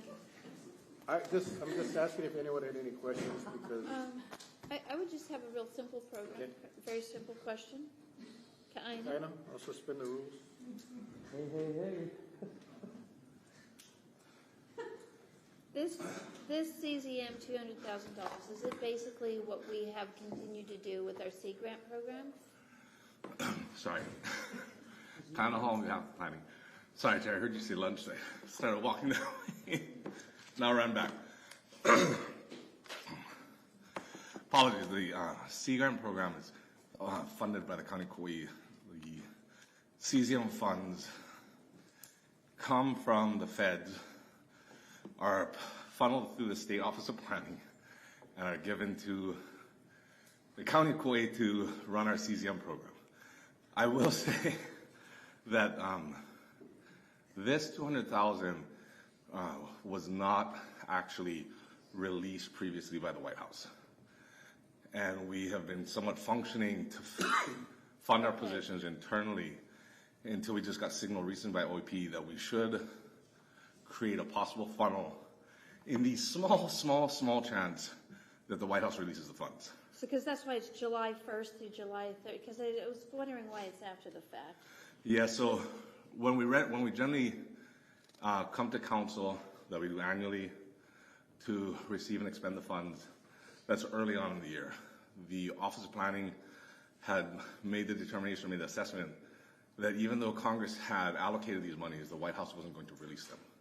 And so we never came to this body to request permission to receive and expend. And now it looks like there's not a strong possibility, I'll say, at least in our discussions with OP, but there's a small possibility that these funds may be released. And if they are, they felt it appropriate for us to spin up the appropriate process to receive these funds. Okay, but the people who run our CZM program is mainly one person, right? Or is it, how many people are in that? We have 4 staff members. 4 staff, so this isn't our UH. This is not that. So we have 4 members, and so we've been pulling that money to pay them from just what's excess maybe for unhired people or. We have 2 vacancies that, and we'll probably get it during the budget discussions. We have 2 vacancies that we have not filled with express purpose because we've been using those funds to fund these live body positions that the federal government no longer provides funds for. Okay, so we have avoided losing or laying off people that are critical to our program. Correct. And so do we think that these monies are ever going to come in, or we're going to have to add different general fund dollars for moving forward? We're going through that discussion with the admin right now. Okay, but with those 2 positions that we didn't hire, there's enough money to keep this program going through till the end of June? The state, somewhat in response to the White House withholding those monies last year, appropriated monies statewide for the coastal zone management programs, and Kauai was allocated roughly $94,000. So we add that $94,000 to the vacancy positions, and we're able to make the 4 existing fully staffed CZM positions whole, if you will. All the way to summer, so we won't have a money bill in between then and now. We don't anticipate that. And if we get the 200, then that just goes back in, and we're going to then be able to hire these other 2 positions? We are tracking all of our positions for the purpose of reimbursement, even though it was not anticipated, but on the off chance that we are able to get the reimbursement through this $200,000, we have been tracking those hours specifically for that. And do you mind telling us like what 2 positions aren't being filled? We just heard about, we're behind in finance because we had an unanticipated gap in skilled staffing. Who aren't we filling in order to be taking care of this? There's a long-range planner position and the excluded managerial position that essentially runs our finances, our budgets, and our administrative staff. So those are 2 really important positions that aren't filled right now. Okay. All right. Thank you. Any other questions for planning? If not, thank you, Kaina. Thank you all. Thank you for running over. You got to train hard for the job, yeah. Go enjoy your food. Is there anyone in the audience wishing to testify? Seeing none, I'll call the meeting back to order. Any further discussion? The motion is to approve. All in favor say aye. Aye. Motion carried. Next item, please. C2026-07, communication from the Executive on Aging requesting council approval to receive and expend donations from 3 various sources in the amount of $340 to help offset the costs of meals served from the Home Delivered Meals Program. The purpose of the nutrition program is to reduce hunger and food insecurity and provide meals to the participants. Move to approve. Second. Moved and seconded. Any discussion or public testimony? Seeing none, all in favor say aye. Aye. Motion carried. Next item, please. C2026-09, communication from the Director of Finance requesting council approval to accept unappropriated and unknown unspecified future obligation terms in the statement of work associated with the transient accommodations tax payments online with Tyler Technologies, which are typical of online payment agreements and present little to no risk to the county. Move to approve. Second. Any discussion or public testimony? Bill, can we just ask Chelsea a quick question? Sure. With that, I'll suspend the rules.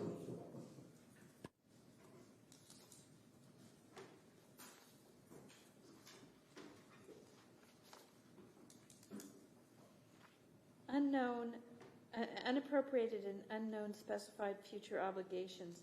It's just kind of weird hearing that. Chelsea Sakai, Director of Finance. So this is typical in all of our payment platforms. So like if there's a chargeback on a credit card, like we don't know that we're going to have it, so we don't have it budgeted. So it's unknown in that sense. Okay, and so this is our TAT, so somebody that their credit card doesn't work, something like that. So we just don't go after somehow Tyler Technologies?